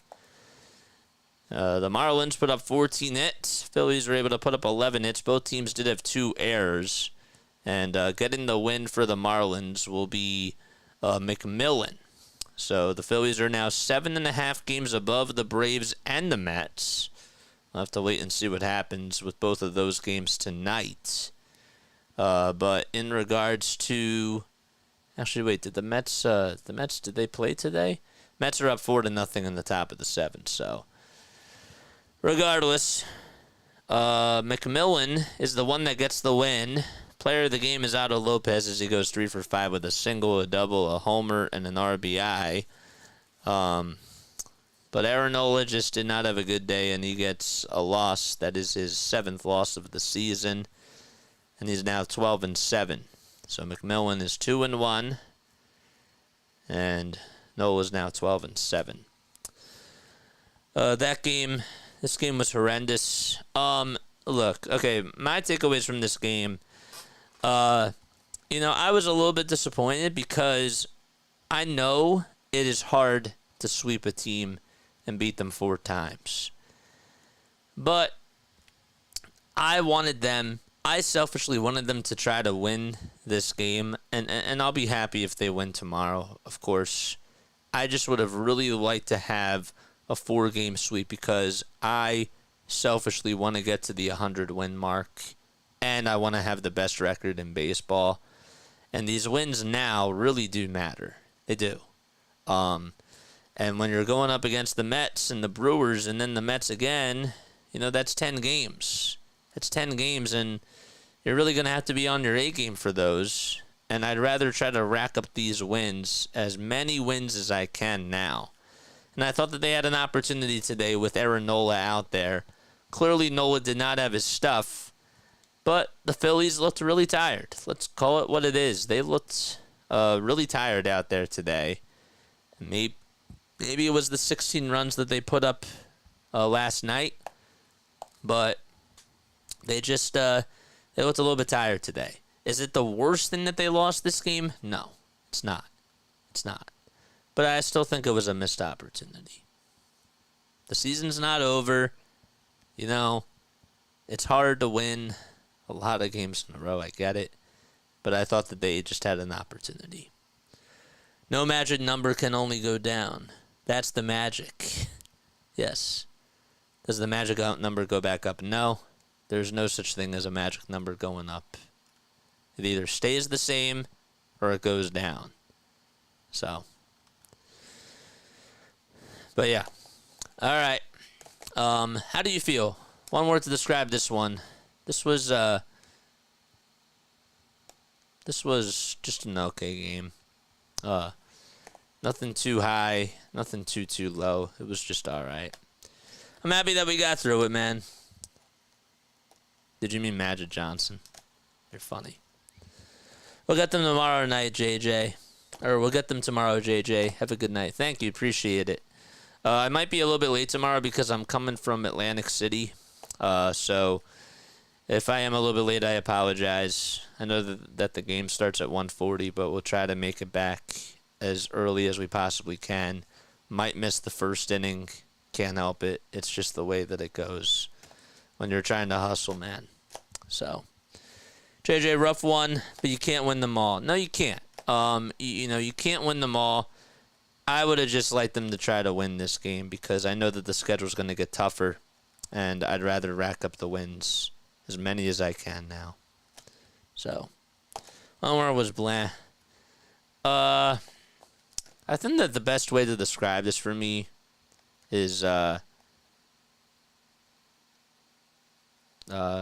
it's like a shot. You got this one out of the way, and you're back tomorrow. What am I doing in AC? I'm working at a radio station, my guy. I'm working at 97.3 ESPN, so I'm producing there. I'm doing that on the weekends, and did that today as well. So, all right, I'm done. All right, love you all very, very much. I need to go rest up. I'm not feeling my best. But I will catch you all tomorrow, hopefully. And see you all very, very soon. All right. Love you all to death. Peace out.